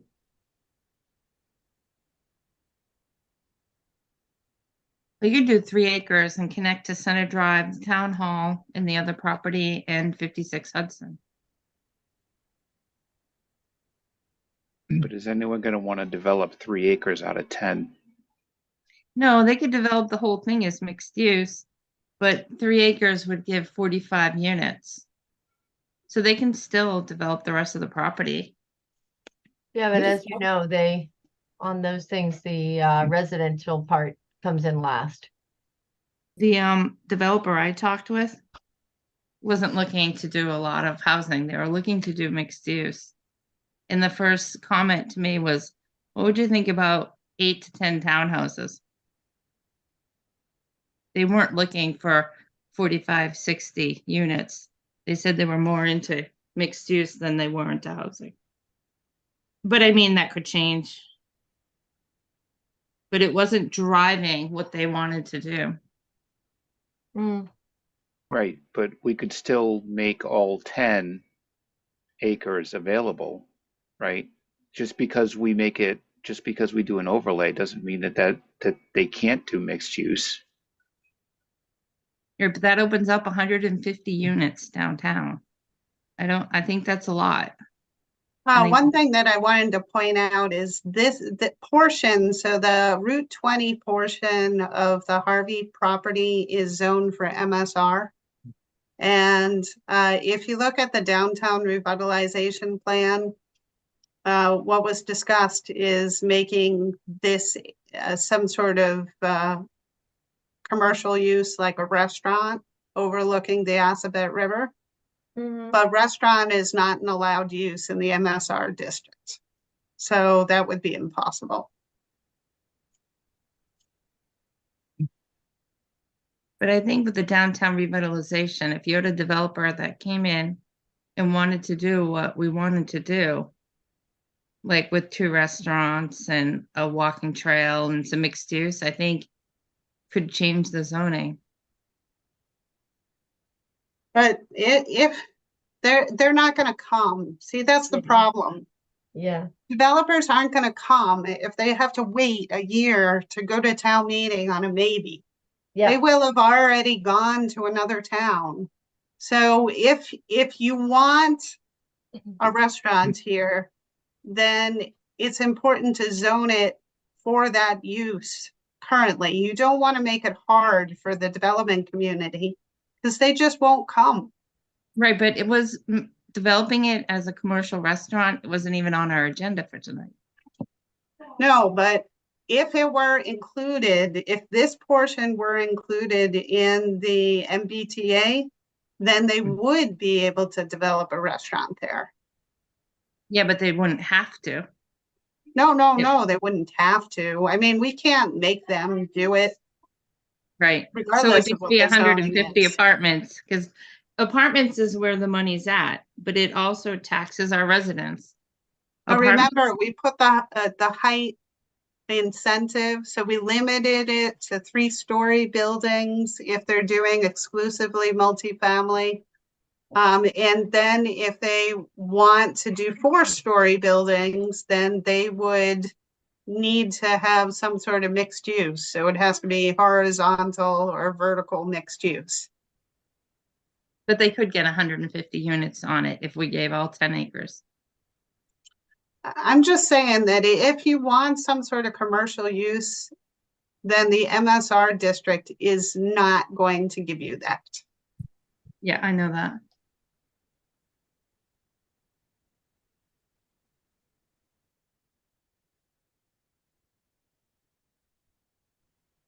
So what you would be doing is by not including this portion within the MSR district, you would ensure that you would get more residential.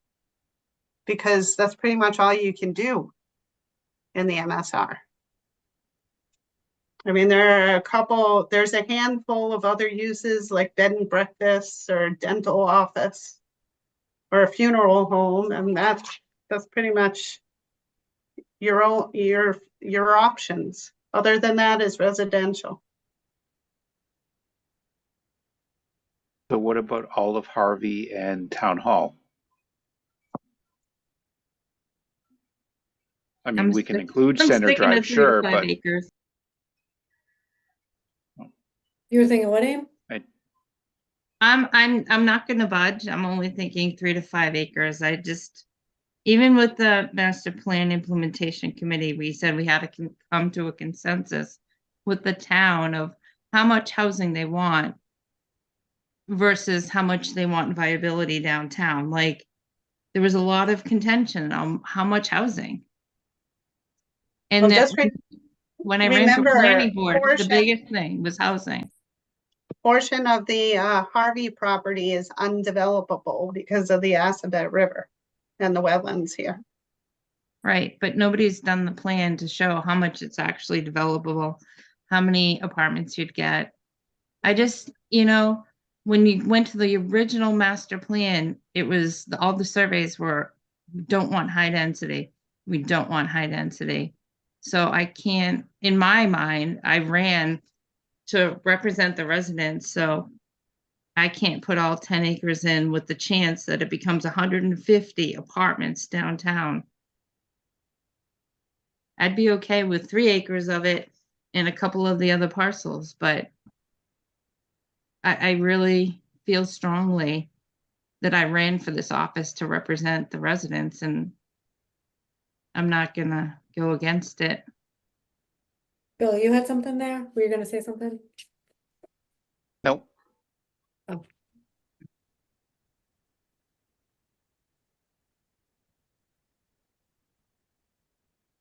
All right, so we have, and this is, so this is one option to get that extra 6, and obviously we're talking about a way to get grants for downtown and whatnot. Other than the option 4, Lori, are there any other options for consideration? That's the other balance of this side of it. Maybe we take a break from this side and settle on the, Well, of course, you know, the initial conversation was the ball fields. So that's the Southwest Connector. okay, So this is what that looks like. 22.79 acres of developable land for these two parcels. okay.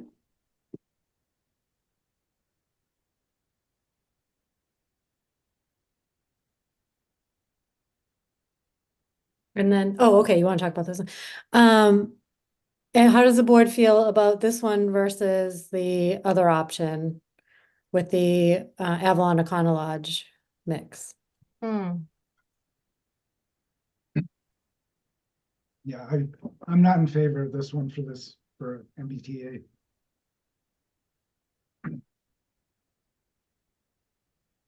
Bill, Millie, Amy, what are your thoughts on this one? I don't mind this one as much, but I actually kind of like the Econo Lodge option if that involves sort of that cleanup and getting rid of a problem. Bill, what do you Yeah, think? this one is the ball field, right? Yeah. And when they came in front of us, so I mean, I like this one only because, you know, Route 20 can handle the traffic. I know it's a lot of acreage, and if they build it all out, you know, that's a lot of people coming into Northborough. You know, Mhm. one of the things that we have to keep in mind though is that these are taxpayers, right? These are, you know, yes, there'll be a lot of people coming in. There's a lot of infrastructure that needs to be built out, but there's also additional tax money coming in to do that, Do you like this one better right? than And the to pay Econo for that. Lodge? No, I like the Econo Lodge idea. I like getting rid of that, you know, that issue, if you Yeah. will.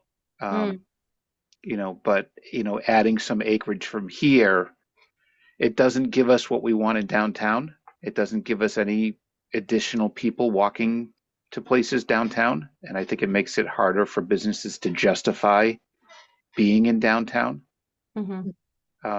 But you know, this is what it's a good option too. Okay. Amy, how about you? Yeah, I mean, with the Econo Lodge, we're already up to 44 acres, so I think we find the other 10 downtown, so then we could go for grants if we want them. Absolutely. All right, and Lori, was there one more, or is this? No, the other one, the option number 3 was just Avalon. Oh, okay. All right, so it sounds like overall the board likes the option with Econo Lodge. Okay, so then flipping back, so that this remains then our true issue is these last 6 acres or whatever, however we want to do it, 6 to 10 or. So it seems like a little bit of an impasse is whether it sounds like don't want to do both for the most part. So do we do all of Harvey? If we pick Harvey, do we do all or half of it? Well, first of all, is anybody of the mindset you want to do both Harvey and Hudson? Is there anybody on the board that thinks both, or are we gravitating to one or the other?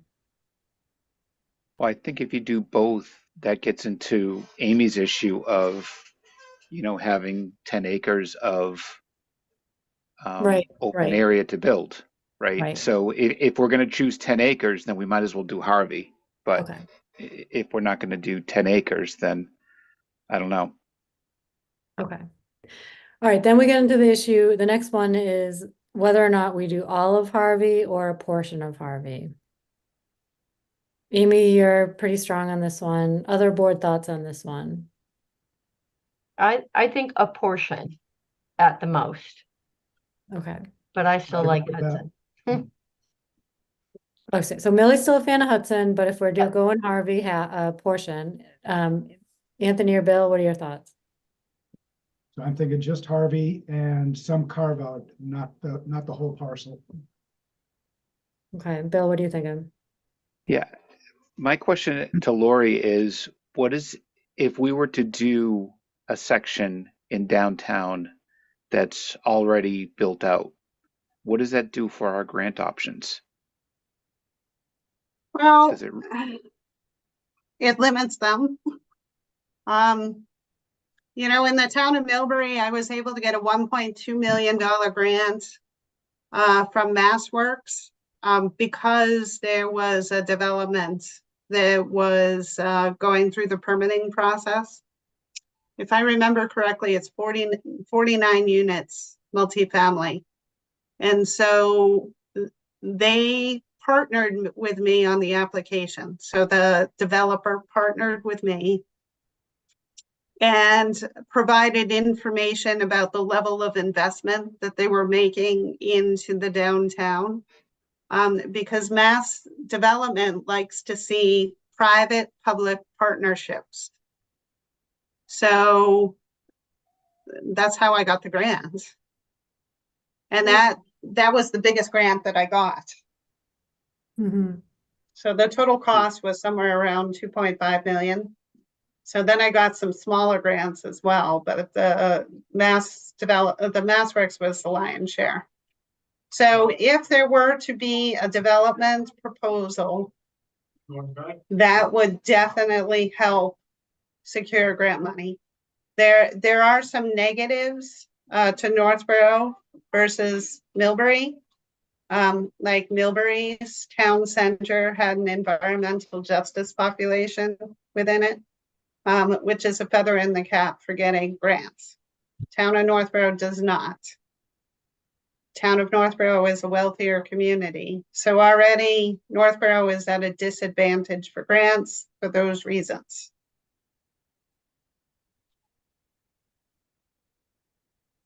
okay. And so doing we've had a presentation now on the 5 acres on Hudson, right? So we know that somebody wants to develop that. The Harvey property, no matter how much we do of it, it's still, they'd still have to sell their property in order for anyone to build on it. Mm-hmm. So that would be my concern. Yeah. If we want to get grant money to help with our downtown revitalization, we need to show that we're willing to build. Yeah, so I feel a little bit of a struggle with that too. My only thing that I not love, but really like about Harvey is I feel like I see so much more potential in that one. Like to me, this could be a really cool, like, do we take a swing at the really cool one? And then if it doesn't come to fruition, can then add on we can still add on if we have a town meeting. Well, actually, yeah, if we do town meeting in April, and then we end up having a second town meeting in the fall. Like if a couple other things fall into place and we find out maybe Hudson was the way to go. Like, do we take a swing for the cooler one, or my perception of the cooler one first and then have to add on Hudson if we need to?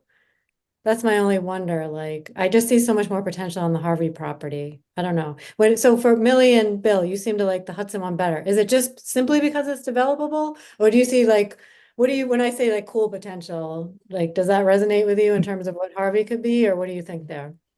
Well, I don't think that the Hudson Street one doesn't have cool potential. I don't know. Yeah. It depends on what the developer has in mind. I just think it's more likely to produce a result sooner.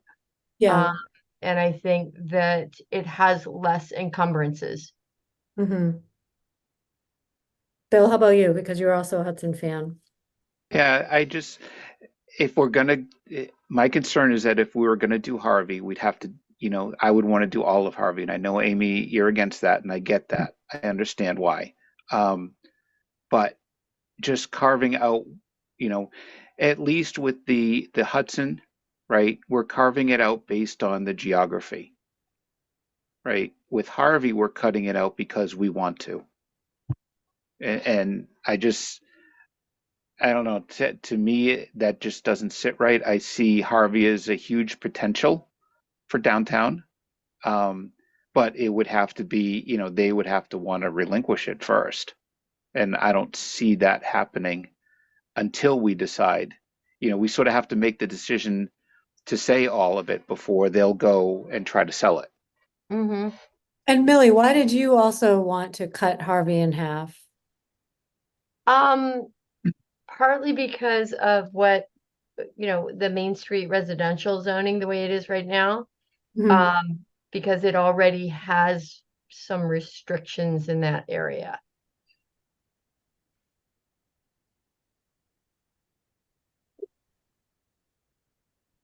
I think, Carrie, if we do, like you said, like do Harvey, but say in the fall we decide, you know, maybe the Hudson person comes with us and they come in with their plan and they agree to build certain things and follow the plan, and Harvey's not going to work out, then maybe we change, but I don't know. I don't know if you're going to get a builder to come in with a plan with that type of uncertainty. I think you would with incentives, like if we give you 15 units per acre and you agree to A, B, and C, I mean, that's what the baseball fields were going to do. Right, but it wasn't contingent on whether or not another deal went through. Or you're saying give them that incentive anyways? No, I'm just saying, Whether like, they get MBTA or not? right, like say we figure out Harvey's not going to work out, so we want to do Hudson.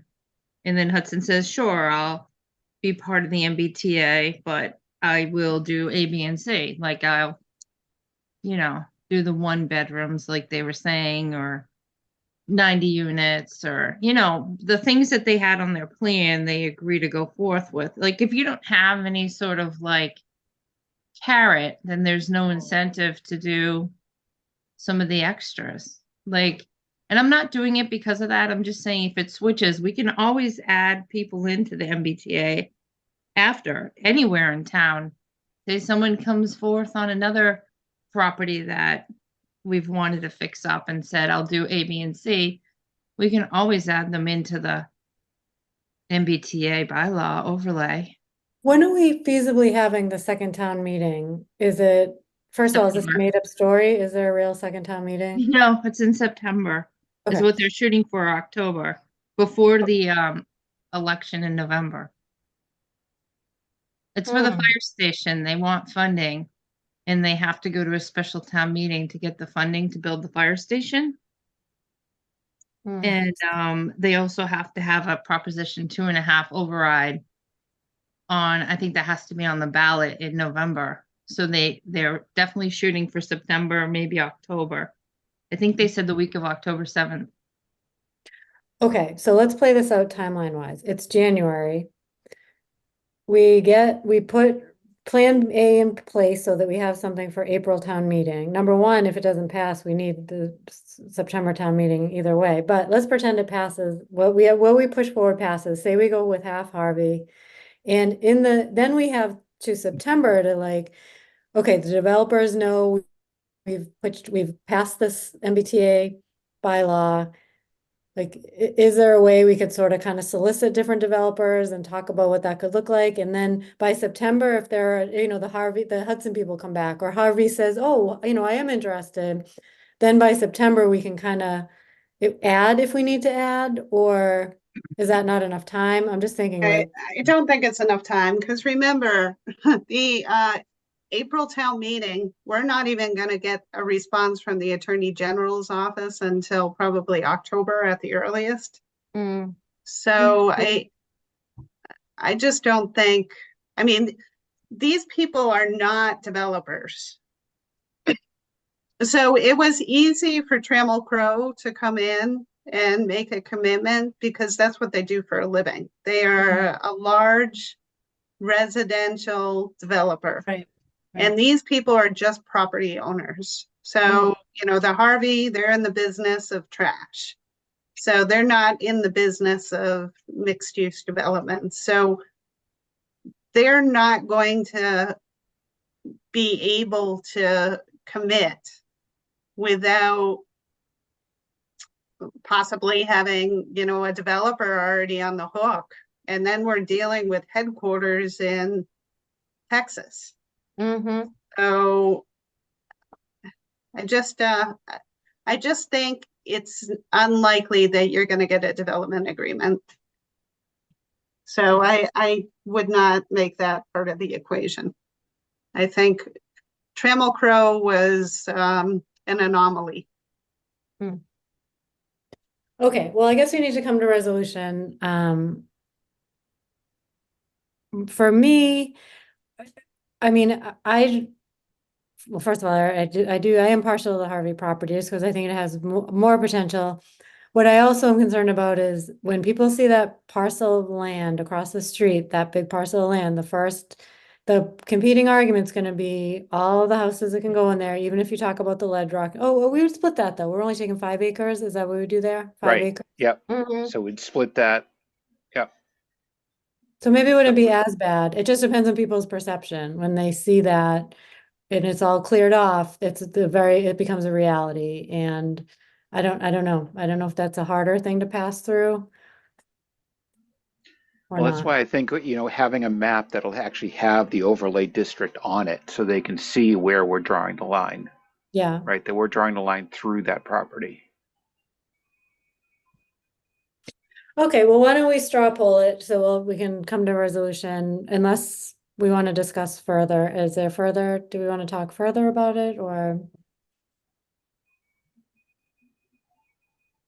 And then, of course, we have the hearing too. So that's another thing. Like this doesn't have to be the final, I suppose. We talk about it as a board and we say as a board, we recommend this, and then we have a public hearing.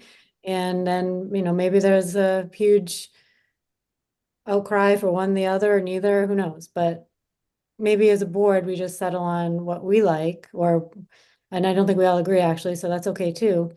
And then go to the hearing and we'll finalize after that. Does that sound like Yeah. at least the next step, Yep. or else we'll argue till we die, so, okay.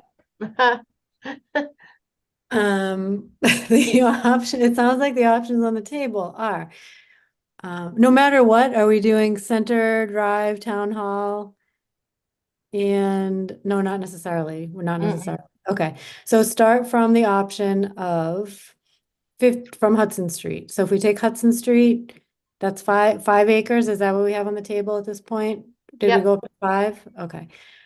And then scoop across the street to the little pocket there and 56 Hudson. Mm-hmm. Did that Yep. bring us to it, or did we have to do something else? No, that didn't. Well, that made it, right? 5 plus 1.71 alone covered it. Plus, And if we have to make up any more, then that's when we come into Harvey. Bill, So that's doing both. Remember, it has 5 to be of Hudson. contiguous Right. land. That's Right. contiguous, so that's all the way across. Wait, and So what's the 5 .39 and .34? Is that a part of that across the street as well? That's these two little parcels.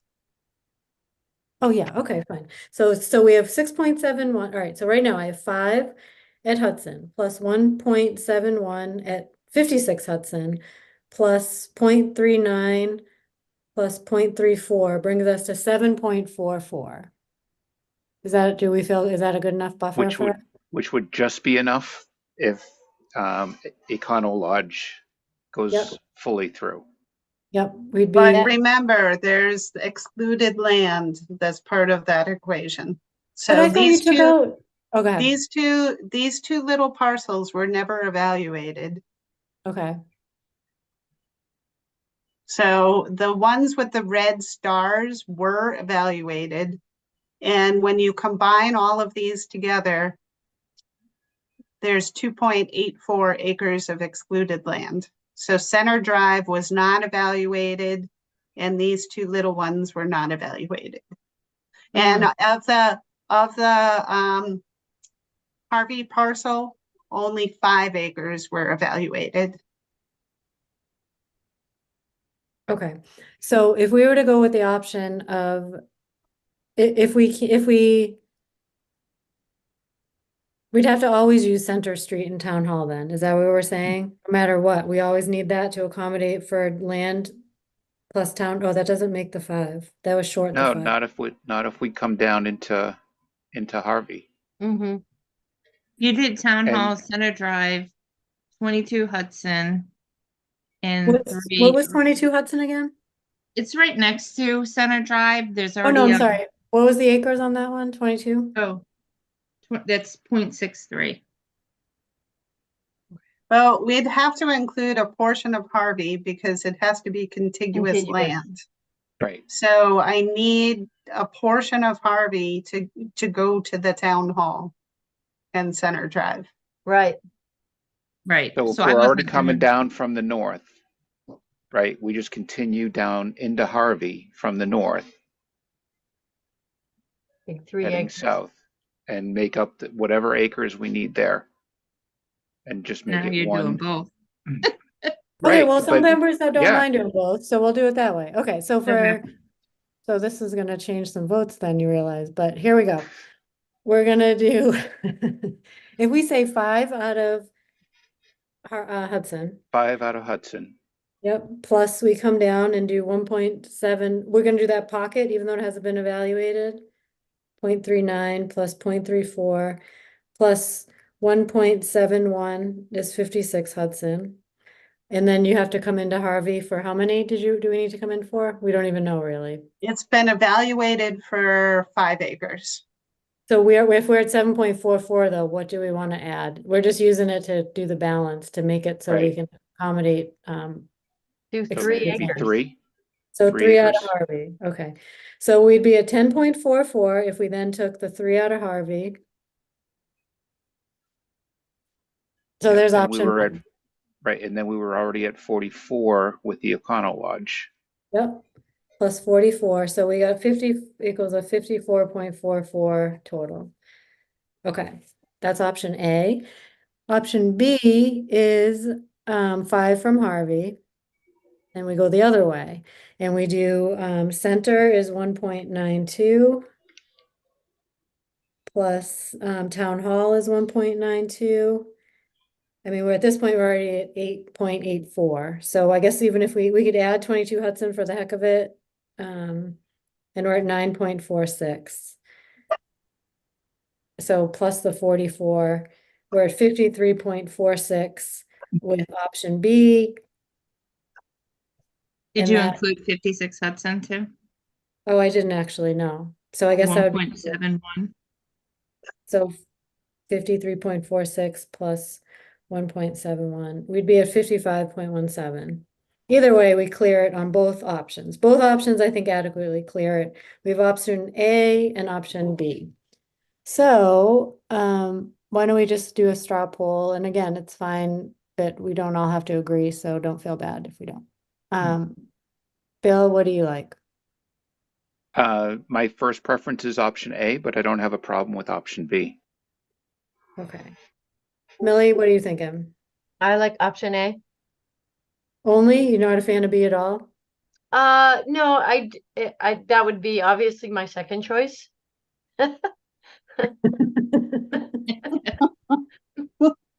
All right. You fooled us, Millie. You almost fooled us on that. Okay. Amy, how about you? I'm option B. Okay, no interest in option A? No, I just feel like with the downtown revitalization, Harvey was like their #1 choice. And so how can we not include it? Okay. Anthony, how are you feeling? A B, Any chance of option A? not for now. Okay. I am also a B. If there were some sort of like immediate sign of like a grant, like that was pretty much like, wow, we could absolutely apply for this. It's an existing grant and some sort of opportunity, I could maybe be swayed. So it's not completely out of the picture for me for A, but I'm a heavy B for sure. So I think we have a slight majority on B, but some wiggle room on some flexibility and thinking about it if we need to, it sounds like. So maybe what we do is we go into the hearing, hear from people, maybe there's things we haven't heard or the,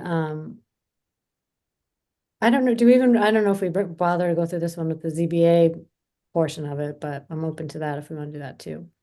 I wonder if I should just continue to show this map. So for the next meeting, the joint meeting with the ZBA, I will show the Avalon Econo Lodge option and this option. And then, you know, maybe if you get more feedback. You know, I hesitate to have the RKG do the analysis for the affordability if there still isn't a clear direction on Right, which parcels to include. right. What's the Understandable. latest we could do that? What do they need for turnaround time? I'm not sure. I imagine it's maybe a week or so. It seemed like they were ready to pull the trigger on it. But once they do the analysis, then it's done. So this is the problem. So we already had the analysis done by Judy Barrett, and now we want to add different parcels so that we're going to have to rerun the analysis, which means we're going to have to come up with more money. So I have some money, but it's pretty limited. So, you know, I don't want any more analysis done unless we're certain Okay. which ones we're going forward with. Could CMRPC do the analysis? I saw they did other towns. They did Grafton's, I think. Well, that's because they were chosen for the technical assistance. So they can't do it with any of the hours that we had. I can ask. I mean, obviously, we will need to rerun the analysis if you want to include parcels that don't have the red star, then there's going to be a cost associated with running that. I just don't want to waste any more money on heading down the wrong direction. And also remember, we want to submit to the state for their approval, which means we have to submit the analysis before we go to town meeting, because we want to make sure that we're good. Because there's still the question as to whether Avalon is going to count or not. Mm-hmm. Funny because Westboro went for 3 apartment complexes and one was their 40B and they already submitted. So if they get accepted, I couldn't see why we wouldn't be, but they don't know yet because they just submitted it, I think. Or they Yeah, were I just mean, the good news is that there's that whole tier of communities that had to submit by December 31st of this year. So they are the test case. Yeah. So DHCD or whatever their initials are today, they are going to decide, and then we're just gonna do whatever they say, hopefully. Okay, so if we're waiting, okay, if the point was to really wait till the public hearing, is that too late to wait to make the decision on having the analysis? It's gonna be Yeah. tight, I would say. I really think it's tricky to open this up to the ZBA next week. Not that only Yeah. because we've been discussing it for months. And we discuss it now. We've been discussing it for probably an hour and a half tonight. And we've discussing it for months. So if we have to describe all of this from the start to a new set of 5 people, I think it would take the whole night. Well, I think that's kind of the point of having the joint meeting, though, is to get their perspective on on the zoning bylaws. Because Impact, they yeah. also, remember, they're also an enforcement authority for the zoning bylaws. Not this specific MBTA bylaw, but for many of the other things, they have an equal amount of power as the planning board on rendering decisions. So. Yeah, I think it's fine. Like, I'm okay with getting their opinion. That's not, for me, I was just more curious about the hearing as a barometer for what we'd actually get passed at town meeting. Because if we have like 50 people come to the hearing and they're all up in arms about 56 Hudson, then we know before we go through all the hassle of it, analysis and whatever else, that we're never gonna get it passed. So we better move on. Like, that's more my thinking with the hearing versus like, it's great to get the ZBA's opinion, but the key is gonna be, what are people willing to vote? Like, what can we get passed by the public? I don't know, maybe, Well, I think the other thing to keep in mind is that we are going to have to explain this, right? We got to explain it to the ZBA. We're going to have to explain it to the public. So maybe going in front of the ZBA will give us a good sounding board on how our explanation is sounding before we go in front of the public. I mean, we're in front of the public now, yeah, but of course. you know what I mean. Yeah, so I would just wanna know, like, if we did wanna get to that hearing and just see like what happens, is it a silent response or a angry response, then is that too tight for the turnaround on the analysis? Probably. Like I said, I'm not exactly sure how long it would take. I didn't get the impression that it would take a long time, but they did want to double check to make sure that we were solid on our parcels before they did the analysis, because we can't change our minds. I mean, we can, but then we have to pay them more money. Now, Right. could they do option A and option B, or they can't? I think they just do it once. Right, but they could do it once and you have option A and option B, like include the whole set, because like, say Lexington went forward with 75 acres. We can include all the acres and see how much of it gets taken out just as part of the, but knowing that we're not going to include all of them in the end result. So you want So- me to include all of the various Hudson Street parcels that are up for debate And center, yeah. and see where it goes? Yeah, and then we can use the parcels knowing, we know in advance we're not going to use all of them, but then we can pick and choose by how many acres we get out of it. I can Like- ask the question. I'm not exactly sure of the format that the output comes in. So I can have that discussion with them and see if we're still gonna benefit from doing it that way. Like maybe they can break it out parcel by parcel. Yeah, because like you said, oh no, they haven't. Judy did the analysis for 5 acres of Hudson and 14 acres of, oh no, 5 acres of Harvey and 14 acres of Hudson. Yeah, she did the analysis on all of these, except she didn't do Center Drive and she didn't do these two little parcels here. So if we And already she did Avalon, but she didn't do the Econo Lodge and that other parcel. So if we ask them to do Econo Lodge, the other parcels, Center Drive, and the other two little ones near 56. Yeah, so that was my plan, is that once we came to a definitive, these are the parcels we're going forward with, I was going to reach out to Judy Barrett, ask her how much it would cost to rerun the analysis to include these specific parcels, and then just pay her that money so that she can update the output to reflect the parcels as they stand today. Or whenever you tell me that you guys aren't going to change your minds. Well, I mean, if we have to decide tonight, technically a majority has picked option B. Does anyone who picked option B think that you're gonna have your mind changed by any way, shape, or form? No. And No. Amy, you're pretty strong on yours. On the option A side, is there anything, Bill or Millie, that may change your mind? Like if there was a crowd that came to the hearing or anything like that, are you guys pretty strong? Bill, you actually said maybe option B is not the end of the world for you, but you're an option A fan. Like, is there anything that would sway you from option A?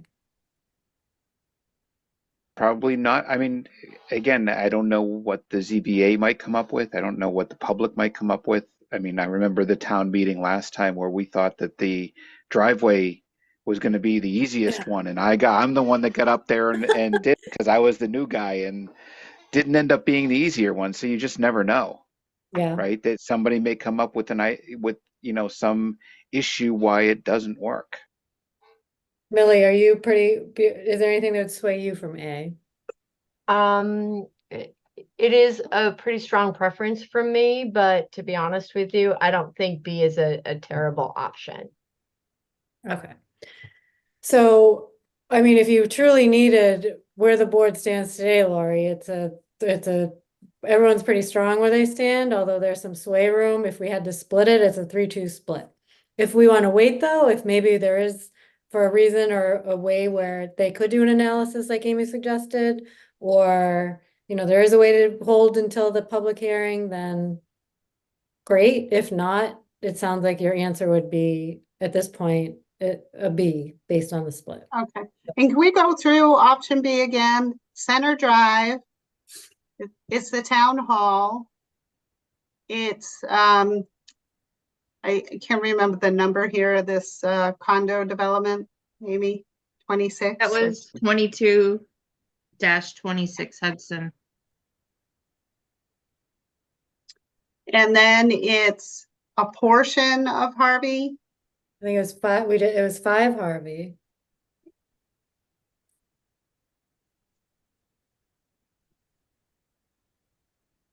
And then it was 56 Hudson, 56 Hudson.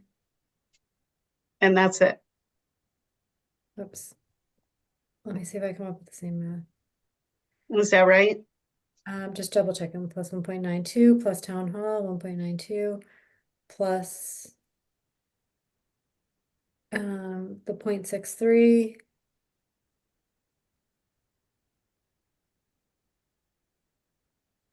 Did I say 5518? No, 17. Yes. So it was 5 Harvey, 56 Hudson, 1.71 from 56 Hudson, 0.63 from 22 Hudson, 1.92 from Center Drive, 1.92 from Town Hall. That was it, right? Did you want to include the 0.3 and the 0.9 just so an analysis is done on it? Like, those are the other two that weren't analyzed across from Hudson. Oh, yeah, that makes sense actually, because then we'll have it if we do slip the other way. Don't you think? Or we can't do that anyway because we didn't check out 50. If we can't do an analysis of the whole shebang, it doesn't matter actually about that 0.39 and 0.34, but I'm not opposed to including it. Just as part of the analysis, but 0.34 plus 0.39.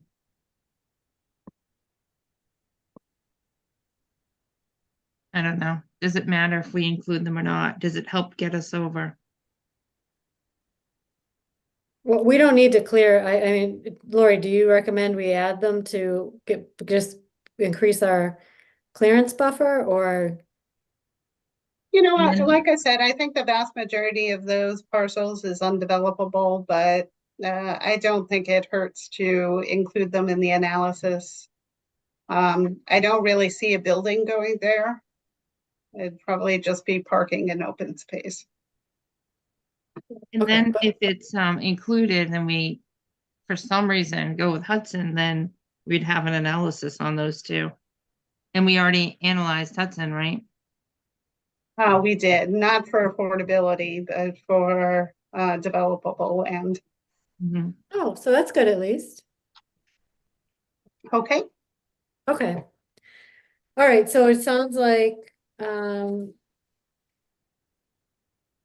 you just let us know, Lori, which way that goes after you hear from them, like what we have the ability to do? Okay.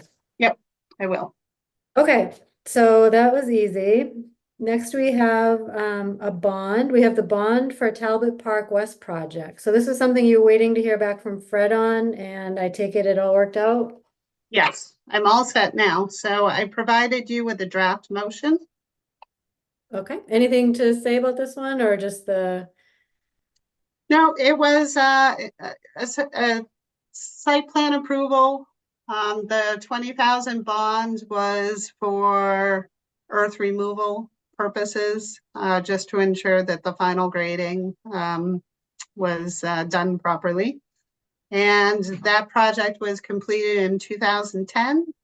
The bond is most likely long gone, but it's still appearing on the treasurer's books.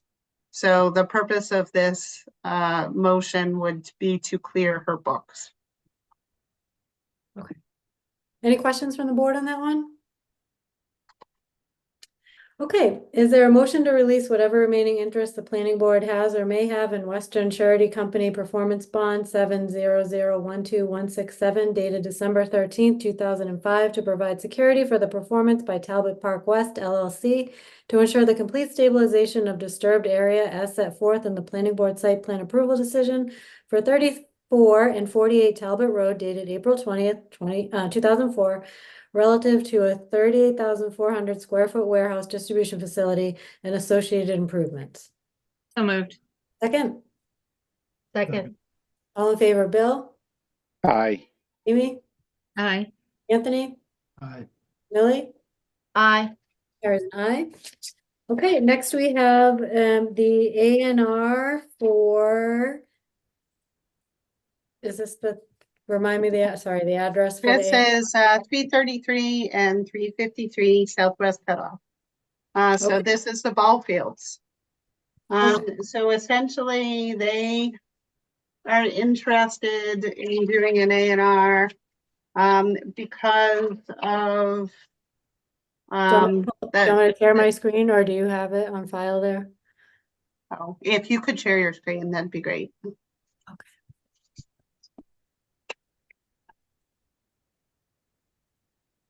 Oops.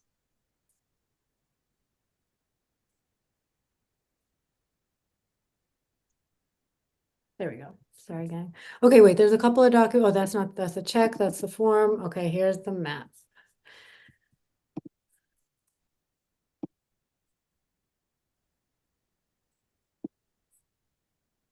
Okay, can you guys see the A&R here? And probably not because it's super small, but hold on, let me see if I can close this out, make this a little bigger. Can you guys see this okay? Yeah. All right. All right, Laurie, take it away. Okay, so right now, this is the medical office building, and this, of course, is the baseball fields. And then there's an existing house that used to be used as the clubhouse. So the desire here is to create lots 1 and lots 2. Both of them have adequate frontage on Route 20. And of course, they have sufficient area. I did speak with Marshall Gould, who is the attorney representing the property owner, about the need for easements. And the easements were actually already recorded. So they're not shown here on this A&R, but there is another document that describes the easements. And so there is a common driveway which serves both of these uses, the medical office and the baseball. Marshall's actually on the line. I don't know if he's been holding this whole time. Do you want to bring him on? Marshall, do you want to come on?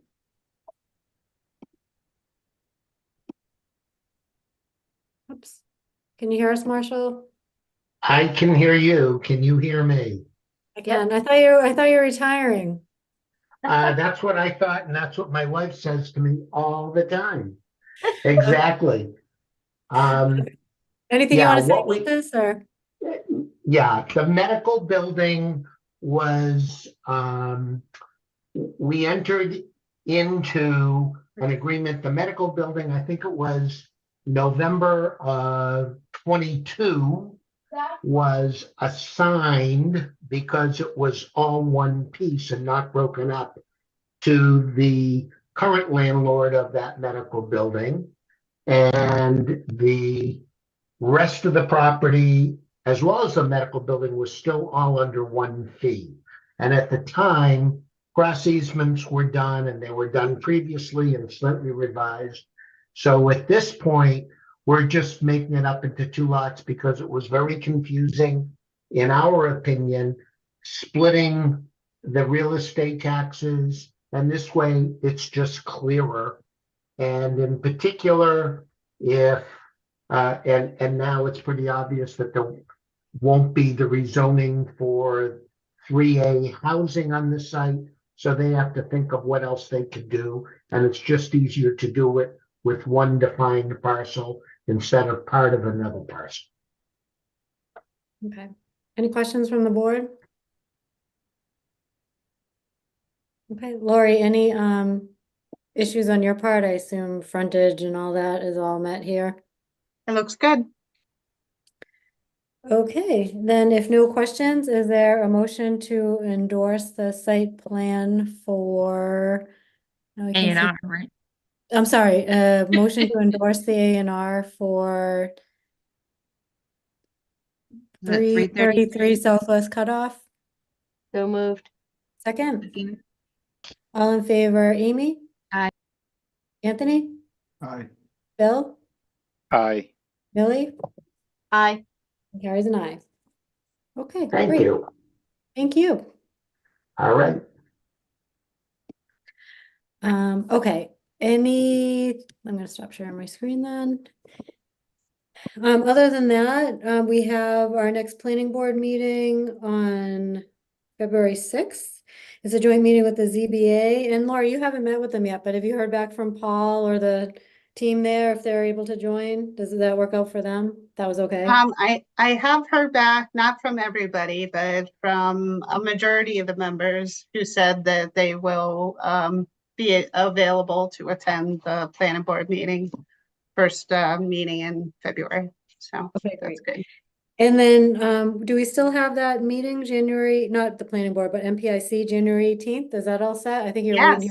Yes, Okay, I great. really hope that you folks, particularly those of you who are not on the MPIC, can attend.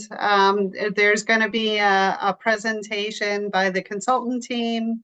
They're going to go over the various redevelopment scenarios. So that might actually help you with your decision making for the downtown parcels to include.